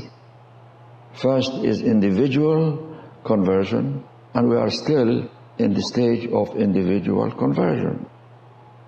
The second stage is entry by troops, and the House of Justice is continuously telling us that we have to prepare ourselves for this process, try to accelerate the process of entry by troops. And then finally, of course, he refers to mass conversion, which will come later. And then he adds, we cannot even dimly visualize how it is going to be, which corresponds with the word unexpectedly. It's the same thing, but he uses the term. We cannot even dimly visualize how it will be. That's the third stage, okay. So what we have to do is, this process is on. We have to worry about ourselves, about our community, to make our community stronger, firmer, more knowledgeable, more steadfast. That's what we have to do. And the deterioration is going to continue. undoubtedly. What is His Holiness Christ's place in comparison to the station of the Blessed Beauty? Yes, this is of course a very good question. The Kitab-i-Ighan is the answer. Baha'u'llah teaches us in the Kitab-i-Ighan that all the manifestations of God have two stations. One station is a station of differentiation. They come at different times, they come with different personalities, they come with different messages in this process of divine revelation. And the other is the status or the stage of unity, the condition of unity. In that case, all the manifestations are the same. They all sit on the same throne, deliver the same message, and they have the same authority, but they speak according to the needs and the requirements of each age. So we have two things to bear in mind. Now, when you read the dispensation of Baha'u'llah, you see very clearly that Shoghi Effendi says that Baha'u'llah was a manifestation of God. He is confirming that the ringstone symbol that we have, which has 3 levels, the middle level is the manifestations of God. So it is not God Himself, which is the top line. Baha'u'llah makes it very clear in his prayers and meditations. How many times he addresses God, he says, how can we know you? You know, how great is your knowledge? How great is your power? So even the manifestations of God cannot reach that very height of divinity, the essence of divinity. It's impossible. And we are just at the very bottom of this ringstone symbol. We are creation, we are human beings. We receive our share of divine revelation from the middle line, which is the manifestations of God, the holy ones of God, those who are inspired by God. That's the middle. Of course, in the case of the Universal House of Justice, not the individual members, the institution is inspired, not the individual members. They don't have any authority, none. But when they decide something, it's different. So, this is my understanding. So, Christ and Baha'u'llah, in one sense, they are all manifestations of God. In a different sense, because they have come at different times, they bring different messages, and they have different functions to perform. Baha'u'llah has come in order to bring about the oneness of humanity, universal peace, in a completely new cycle. And he has the first dispensation of a cycle which is going to be 500,000 years, the Baha'i cycle. And the first dispensation, who is also Baha'u'llah himself, minimum 1,000 years. It could be 1,200, 1,500, 2,000, God knows. Nobody knows. Minimum 1,000. That's the first dispensation within the Baha'i cycle of 500,000 years. And Shoghi Effendi has explained that before the Baha'i cycle of 500,000 years, there was an Adamic cycle. The Adamic cycle the Adamic cycle, he says, extended over a period of 6,000 years. And it began with Adam and ended with Muhammad. Are we going to be busy in the next world too? He's tired of this world. Now he wants to go and rest in the next world. I have bad news for you. You're going to be very busy. That's very clear. See what the Tablet of Ahmad says. And a service in both worlds. Read the gleanings of Baha'u'llah. He says, the sciences, the arts, all these wonders of the world are inspired by the sanctified souls of the world above, the realms above. So, of course, they have functions to perform. They will be given jobs, they will be given responsibilities. So it's not the time for rest at all. Could you please explain about the words of God? How can I explain about the words? Yeah. It's impossible. And what about their connection with this world? You know, it's easy to understand that there are 3 stages for human existence. It is very easy to understand that. And this is in the writings of Baha'u'llah, clearly stated, restated and explained by Abdul-Baha, and also in the writings of Shoghi Effendi. The first stage is the embryonic stage, when we are all passing through this development in the wombs of our mothers. That's the first stage. The second stage is this world. But the 2 worlds are one world, not 2. The embryo is in this world. We were in this world already at the point of conception. The human soul came, according to Shoghi Effendi, the conception, the human soul appears at the point of conception. That's clearly stated by Shoghi Effendi. When there is, in simple words, pregnancy. When there is pregnancy, the human soul comes. It's very clear. All right? So this conception, this pregnancy is in this world. So the embryo is in this world. They even take a picture of the embryo and show it to the mother. And the mother, oh, okay. Sees its own embryo. It's in this world.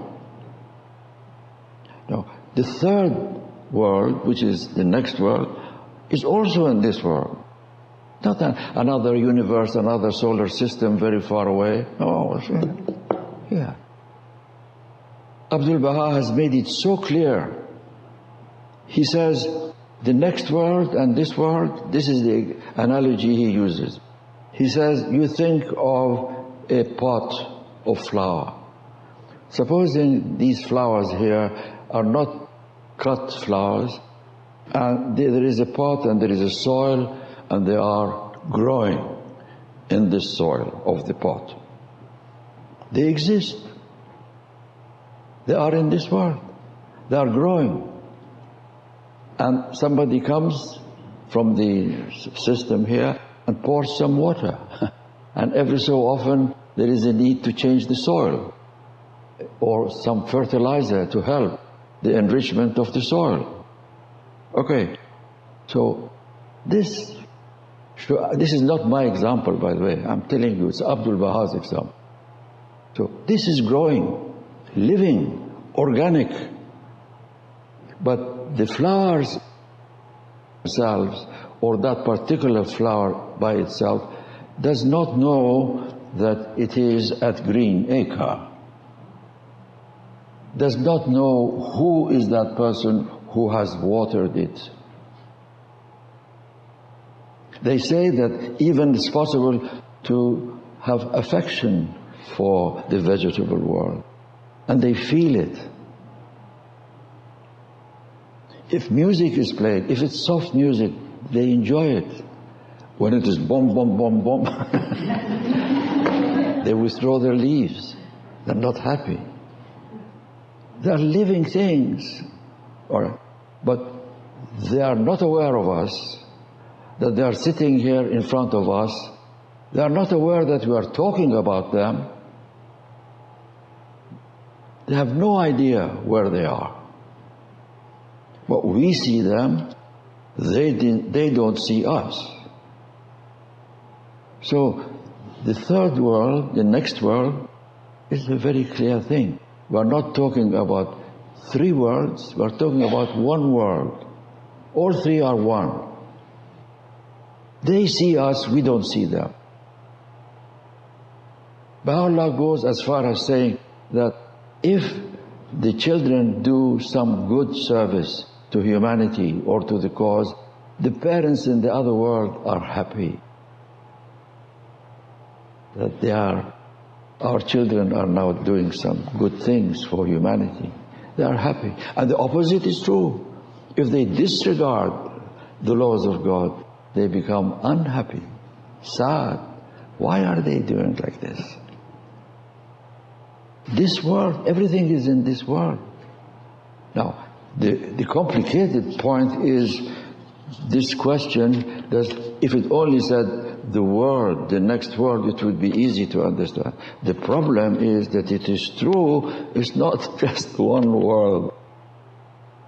The word world is in the plural. That's the problem. Nobody knows. How is it possible that it's not only one world, worlds of God? How is that? I don't know. And I haven't read anything in the writings to explain what this plural is. I don't know. I cannot conceive it myself. It's impossible for us to conceive it. I feel exactly like that embryo who's trying to understand what is outside the embryo. It's impossible. We don't know. So I'm afraid I have no answer when it's plural. But I have some understanding, some limited understanding, when it comes to if it is only one world, it's almost very clear. Could you comment on the possibility of World War III? I think they have taken seriously my statement about my prophethood. After the First World War, as you all know, Abdul-Baha clearly said that there will be a second war. And this has been quoted by Shoghi Effendi. Because he could see that the First World War, the Treaty of Versailles, that was the outcome of the First World War, had many defects, although it created the League of Nations, which is wonderful. But it had basic defects. The constitution that was devised was not fair, was not equitable. So he said, no, this is not going to work. There will be another war. And of course, the Second World War happened, whereas the First World War ended in 1918. The situation deteriorated, the League of Nations failed, it collapsed, and a few years later, there was a war. And we had the Second World War. The First World War was 4 years. The Second World War was 5 years. It ended in 1945. Then, what happened in 1945? The Allies at that time, who were the conquerors and who won and defeated, who won the war and defeated the Axis powers, as they were called at that time, got together and a new system came into being, the United Nations. And it was in those days United Nations Organization. It used to be referred to as UNO. And then they dropped the O and it became UN. All right. But this new UNO or UN has basic defects also. As I was telling you this morning, one of its major defects is that it does not address the question of national sovereignty. They were afraid to enter into that area, so they left it intact. And that's its weakness. It's going to fail. There's no question in my mind. Any intelligent person studying the conditions, the political conditions in the world, will come to the same conclusion. Now, this is an individual view, okay. But now, just as Abdul-Baha said there will be a Second World War, Shoghi Effendi, our beloved Shoghi Effendi, writing in 1948, that's 3 years after the United Nations came into existence, he wrote, you can check it in your book, Citadel of Faith. look for the messages of Shoghi Effendi of the year 1948, 3 years after the end of it. There are 2-3 messages. One of them starts with the words that, as I look, I'm using my words, as I look at the horizons of the world, I see that there are dark clouds which indicate that there will be yet another conflict.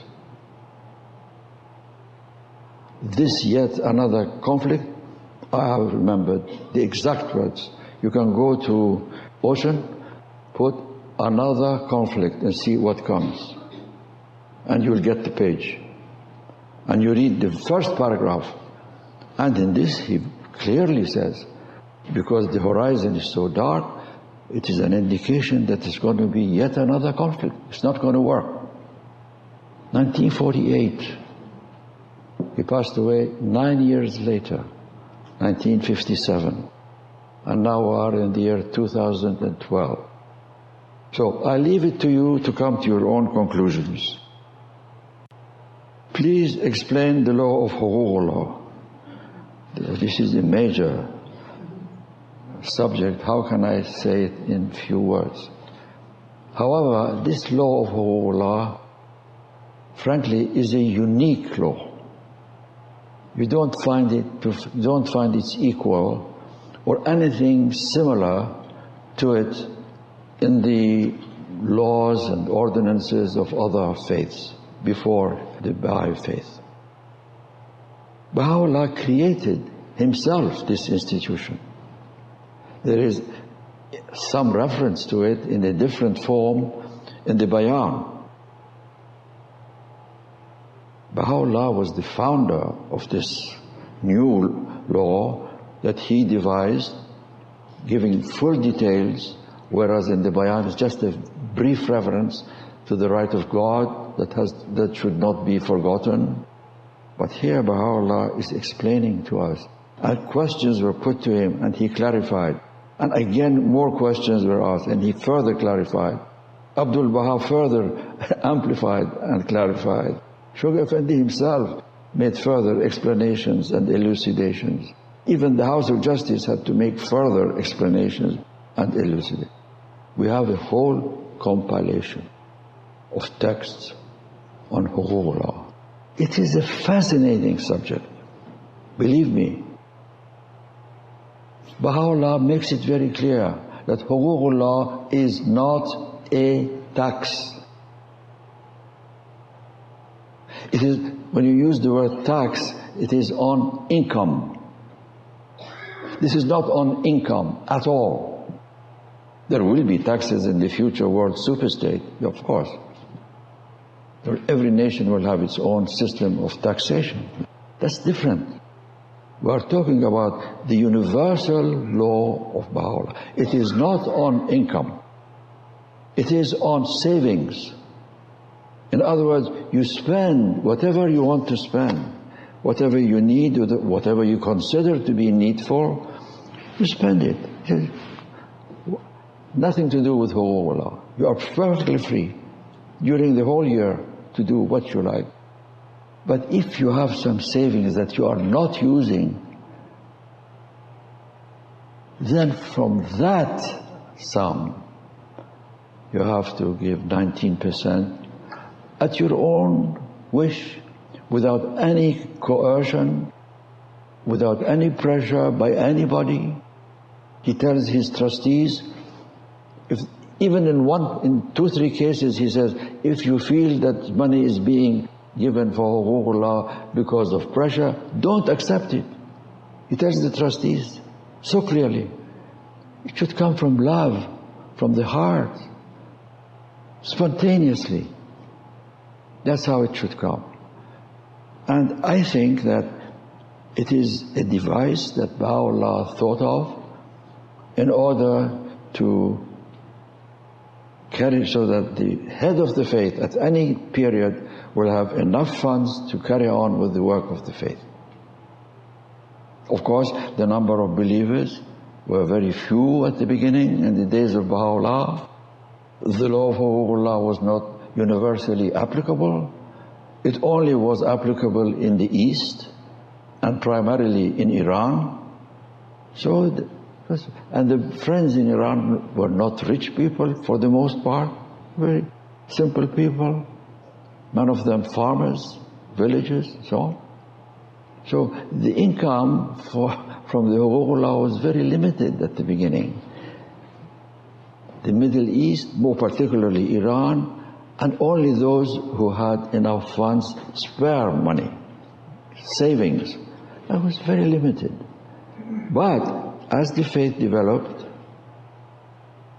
naturally it was the funds of the head of the faith had more. That's why Shoghi Effendi was able to do so many things that during the period of Abdul-Baha was not possible.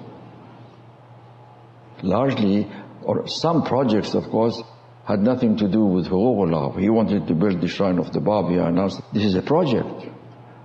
The temple in America, in the United States, in Wilmette, was a project that had nothing to do with the work of the faith at the World Center.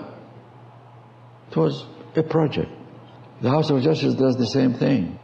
They want to have a temple in Chile, they announce it.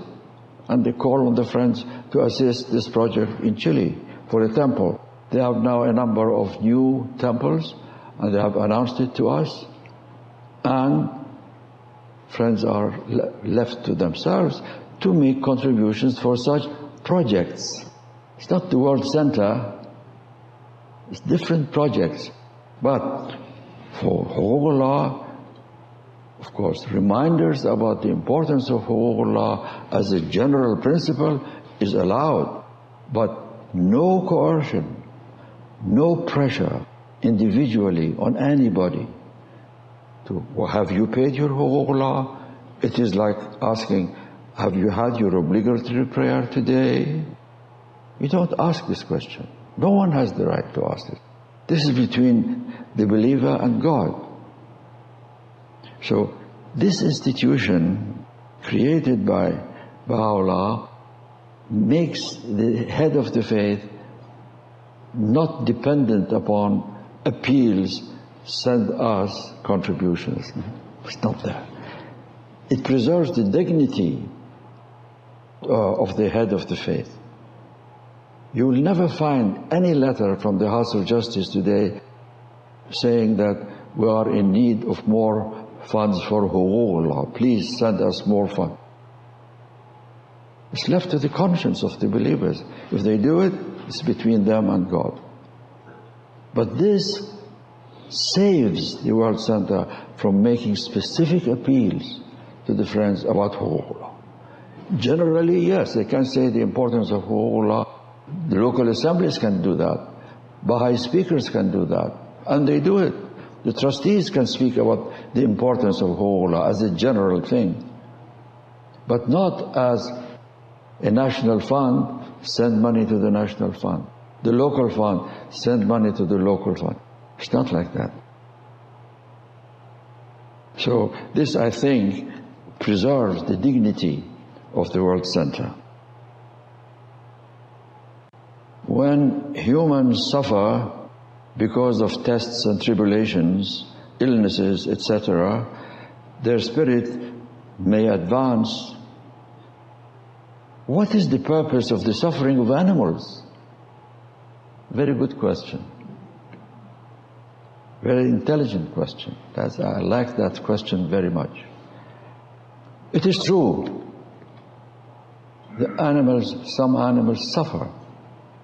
Maybe many animals suffer.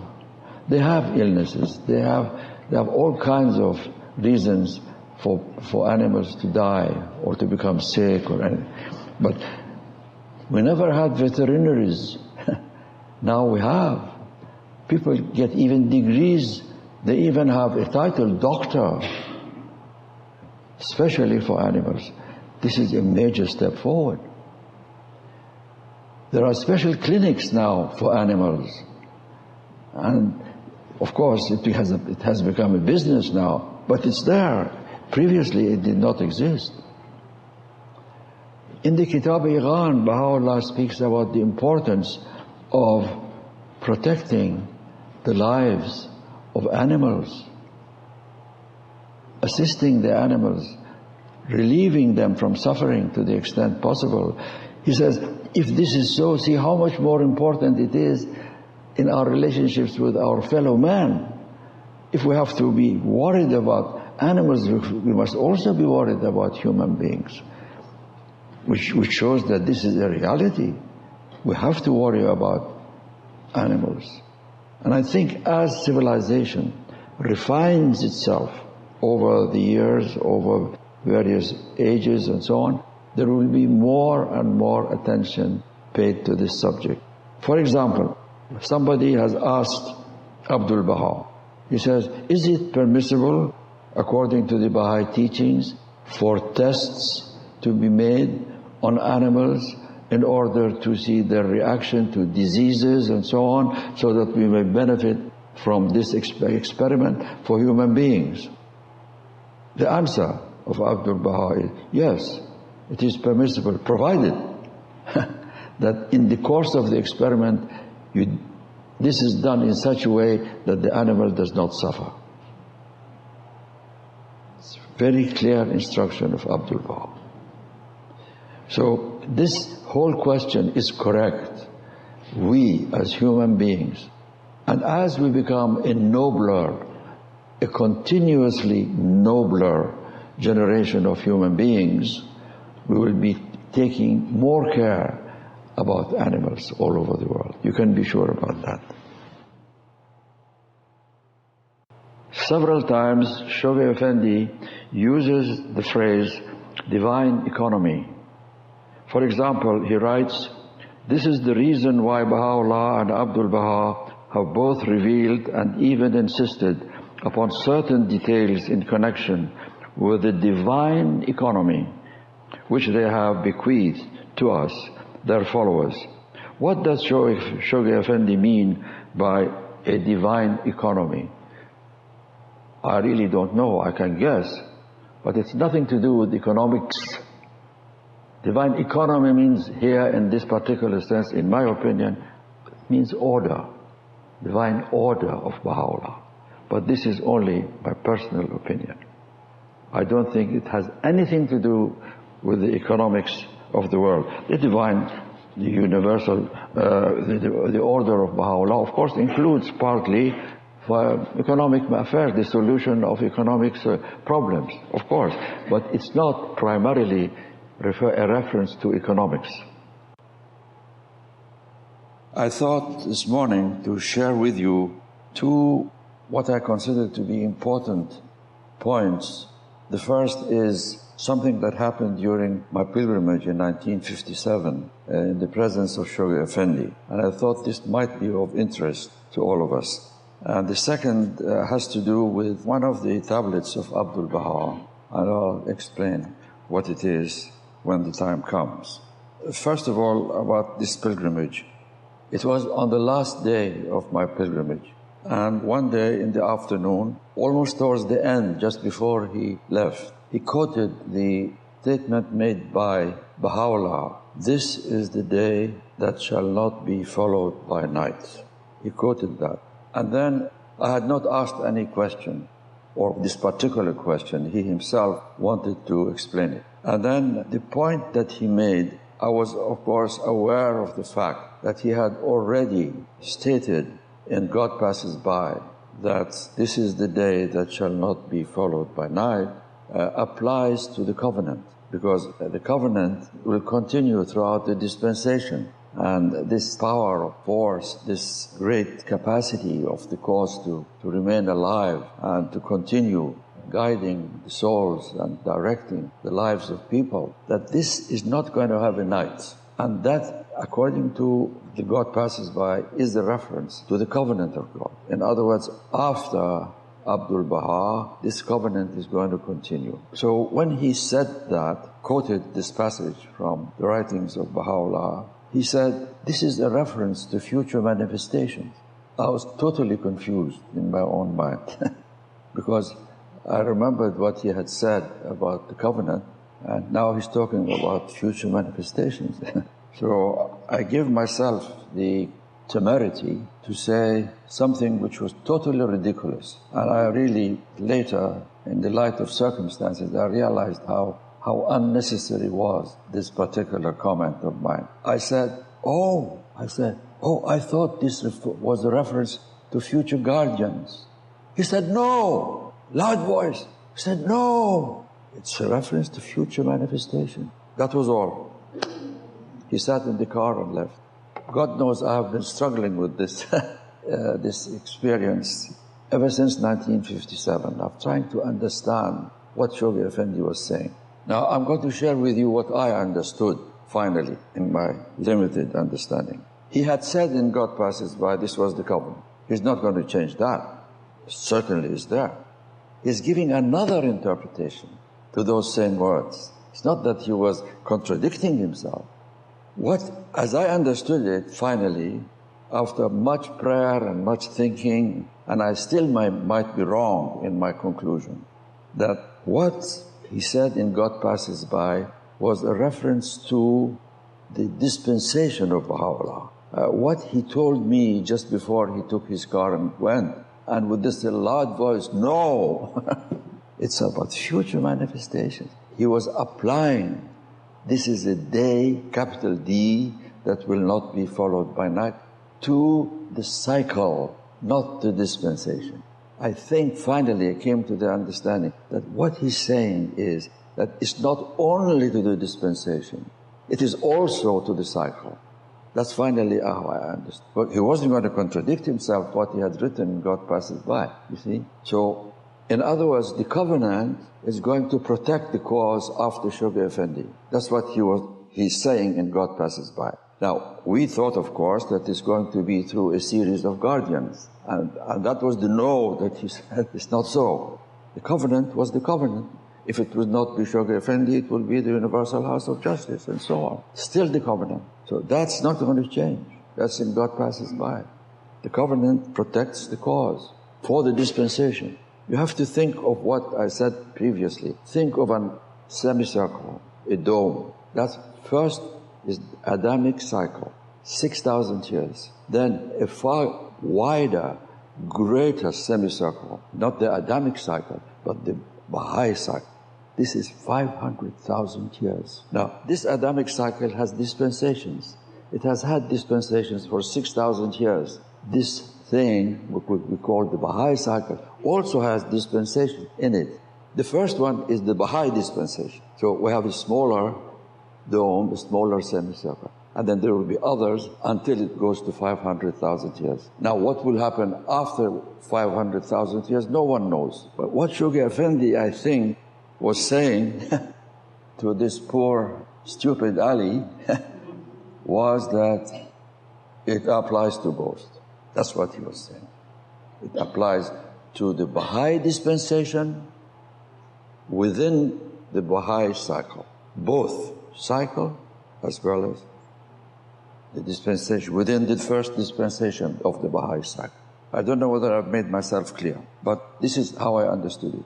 The other thing that is, there is a tablet revealed by Abdul-Baha, and I think this is very important for us to understand this. Someone has written Abdul-Baha. He was living in Kermanshah. He wrote Abdul-Baha that I don't understand what's happening in the world today. Things are becoming worse and worse and worse in morality, in ethics, in everything. Disorder, what's going to happen? How are we going to have this future world civilization, the oneness of mankind? How? Things are becoming worse every day. That is his question. So Abdul-Baha answered. His answer is this. He says, this is not going to change.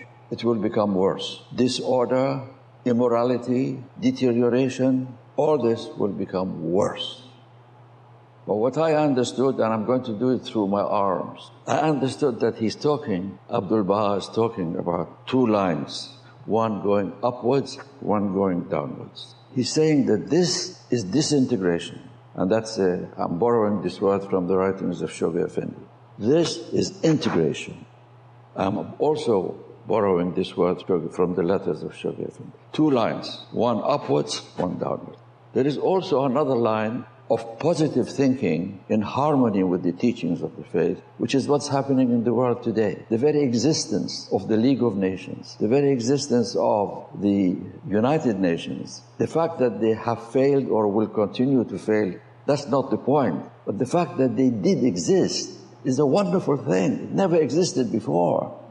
It was only during the period of Baha'u'llah's dispensation that these things have happened, because of the forces of the dispensation of Baha'u'llah breathed into humanity.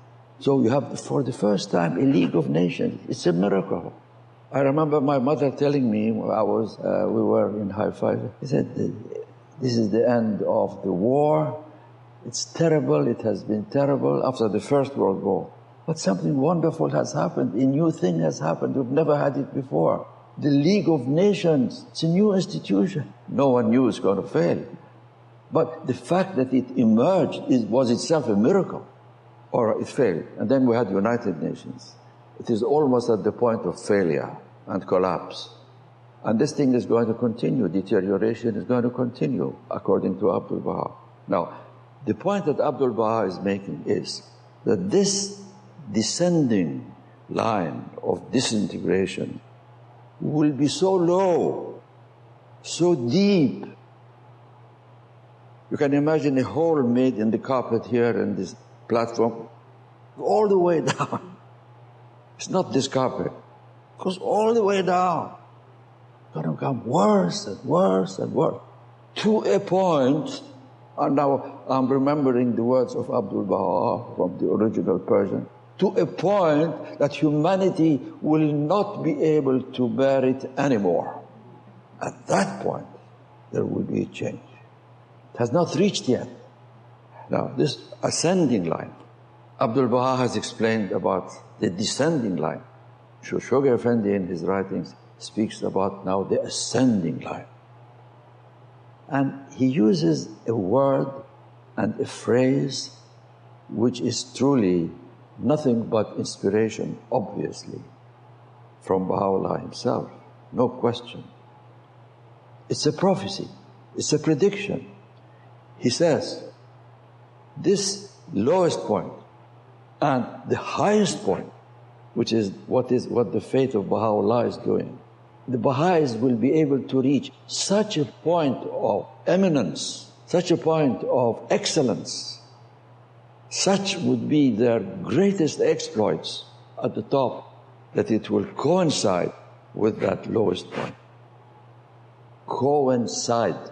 Coincide means at the same time. There is a difference, friends, between coincide in the writings of Shoghi Effendi and synchronize in the writings of Shoghi Effendi. You have to understand the difference between these two. Coincide are 2 points. Synchronize are 2 processes. Synchronization. When he speaks about this point of the highest exploits and the lowest ebb, he uses the word coincide. He doesn't use the word synchronize. But when he's talking about something else, I'll give you an example. For example, he says the world is passing through a number of development. This is another letter now, entirely. He says that there are 3 processes at work. One is the maturation of local assemblies and national assemblies. They have not reached maturation yet. They are in the process of maturation, not of maturity. Maturity is a point. Maturation is a process. Local assemblies and national assemblies are developing. It's a process. That's one process. Another process, he says, the process in the form of the steps leading humanity to the lesser peace. That is also another process. And the third process, he says, are the completion of the buildings on the Ark on Mount Carmel. This is not Ali creating these things for you, inventing these things for you. I am telling you what Shoghi Effendi says. If you want to have the quotes, take the words synchronization and the passage will come from Ocean. I haven't brought any references with me, I'm just talking from memory.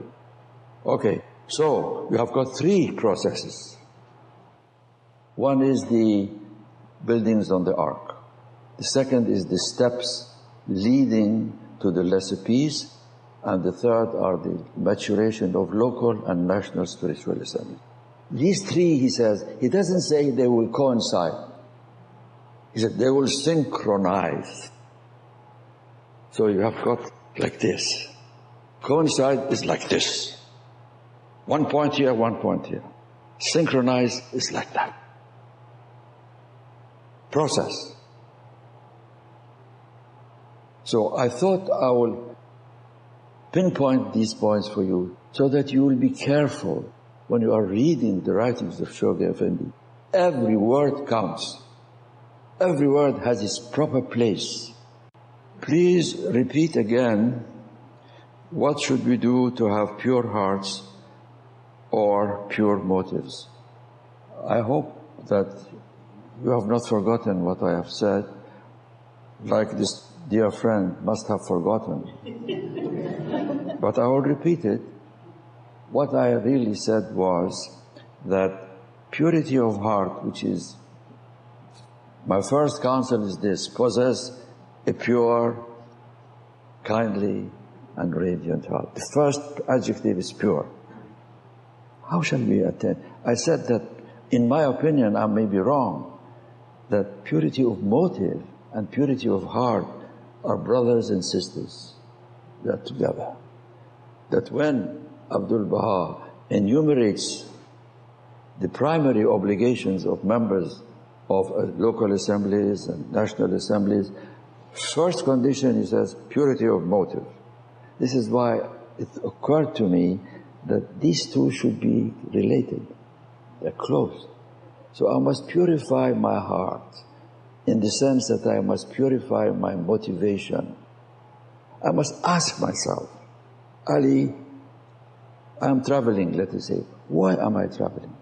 Why? Isn't it better for me just to be at home and rest? I have all kinds of pains in my body. You may have felt it, you have seen it. I'm trying. I have to ask myself, all right, you are trying, but why are you trying? What is your purpose? So that people will say, bravo, Ali. If that is the purpose.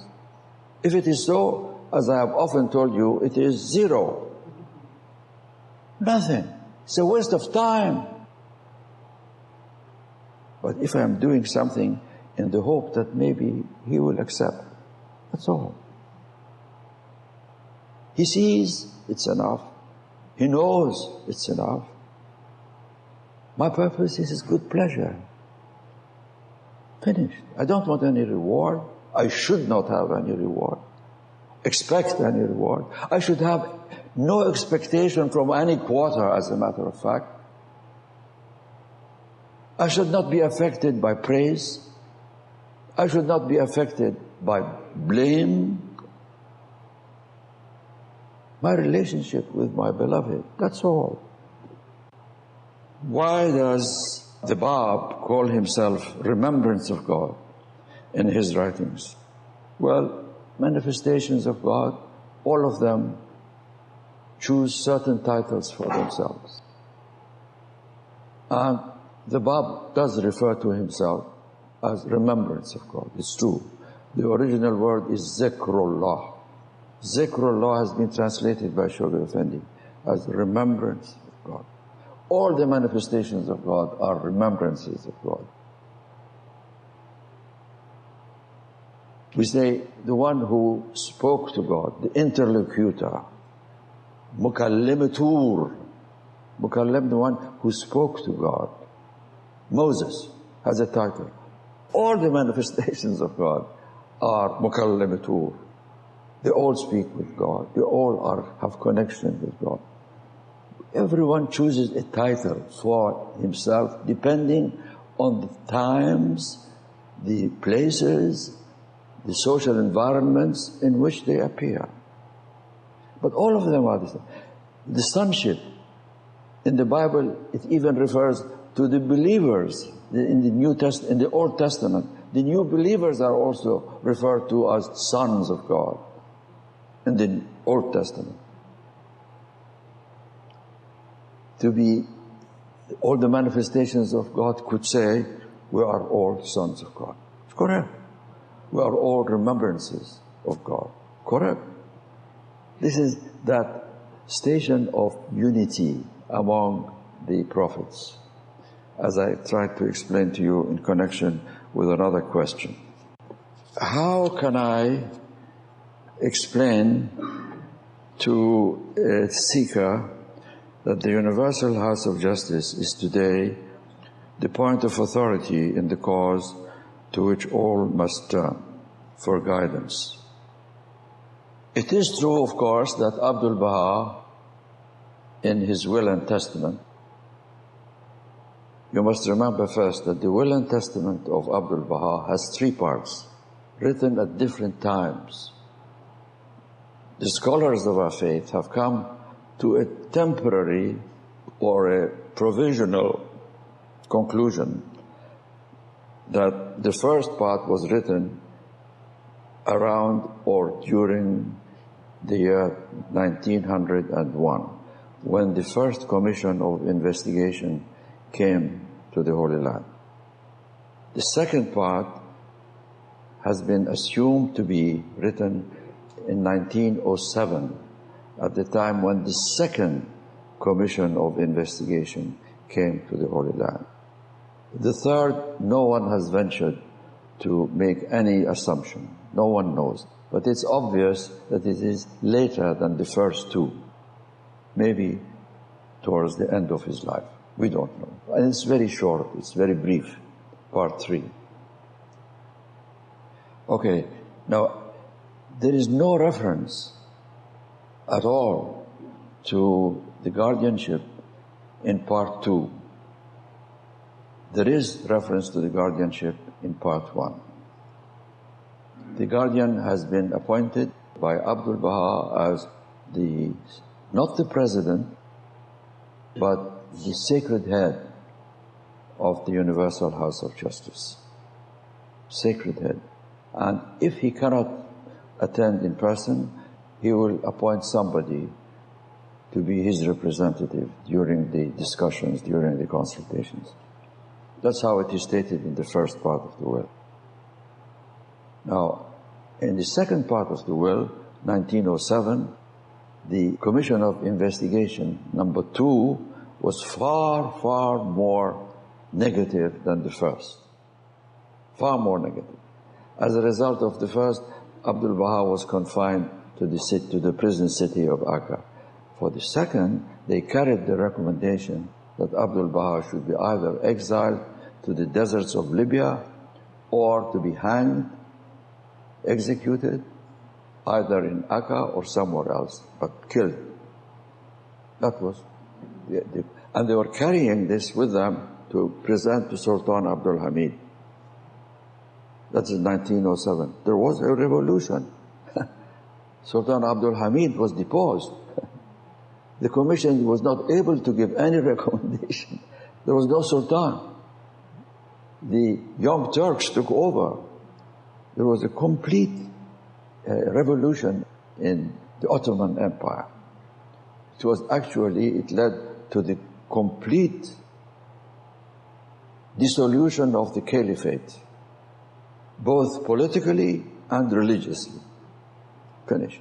Because the caliph was not only a political head of the Ottoman Empire and of the Muslim world, but he was also the religious leader. He was the caliph. The caliphs were the Abu Bakr and Omar and Osman and Imam Ali. They were known as the 4 rightly guided caliphs in Islam. In Sunni Islam, of course. But now, caliphate was both political and religious. The whole thing came out of existence with one blow. And no report was submitted at all. And what's more, Abdul-Baha gained his freedom. They even double-checked with Istanbul, shall we include Abdul-Baha? They said, yes, include Abdul-Baha. he became free. Now, but he had written this second part at a time when he was in grave danger. And as he says, he did not have a moment's hope of life. Not a moment's hope of continued life. That was, when you read part 2, there is no reference to the guardian at all. In relationship to the universal house of nothing. How old was Shoghi Effendi? He was about 10 years old. At the same time, Abdul-Baha wrote a tablet, sent it to the Afnan, the builder of Ashgabat temple, who was in Ashgabat at that time. And he said, if anything happens to me, you come to the Holy Land, and I have a will. Of course, he had left the part 1 and part 2 together in the hands of the greatest holy leaf. I have written a will, and the way he summarizes it is very interesting. I have written a will in which I say that my successor would be the universal house of justice. You come, do whatever you can on my behalf, because I might be exiled or I might be killed, and elect the universal house of justice by calling on the Baha'is all over the world. This is text. The tablet, original tablet, is in Haifa. It's in the archives. So now we have to say, to remember, that in the second part also, he says, the friends should know, the Bab's station is this, Baha'u'llah's station is this, my station, I am a servant of the two. Everybody else, we are all servants. The point of reference is the Kitab-i-Aqdas. Turn everybody to the Kitab-i-Aqdas. He doesn't say the first part of my will.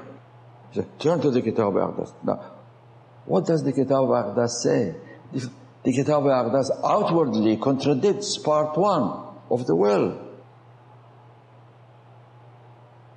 Why? Because in paragraph 42, Baha'u'llah says that he is using religious endowments more or less as a pretext, but he's talking about the law of succession in the faith. First Baha'u'llah, then a period of the Aqsan, which is plural of Ghawsan, branches, then the universal house of justice. So the universal house of justice is at a time when there are no Aqsan. This is Kitab-i-Aqdas, paragraph 42. If it's not possible to have the election of the universal house of justice at that time, he doesn't use the word election. As I told you before, it's not possible for the house of justice to come into being at that time. Conditions are not favorable. Then the people of Baha who speak not save after his own permission, his own leave, will be responsible for the headship of the faith. And these were the chief stewards, the hands of the court. He even anticipated the responsibilities to be conferred upon, for example, as it happened, 27 hands of the cause of God. He even anticipated that in paragraph 42 of the Kitab-i-Aqdas. I think it's things like this that you have to master. My dear friends, we have to remember that there will be many attacks on the faith in the future. We are now a small minority. We will grow. This is decreed. This is destined. We will grow. Of course we will grow. That's why the House of Justice is continuously saying the process of entry by troops will have to go, to be followed by the process of mass conversion, all in his text, clear.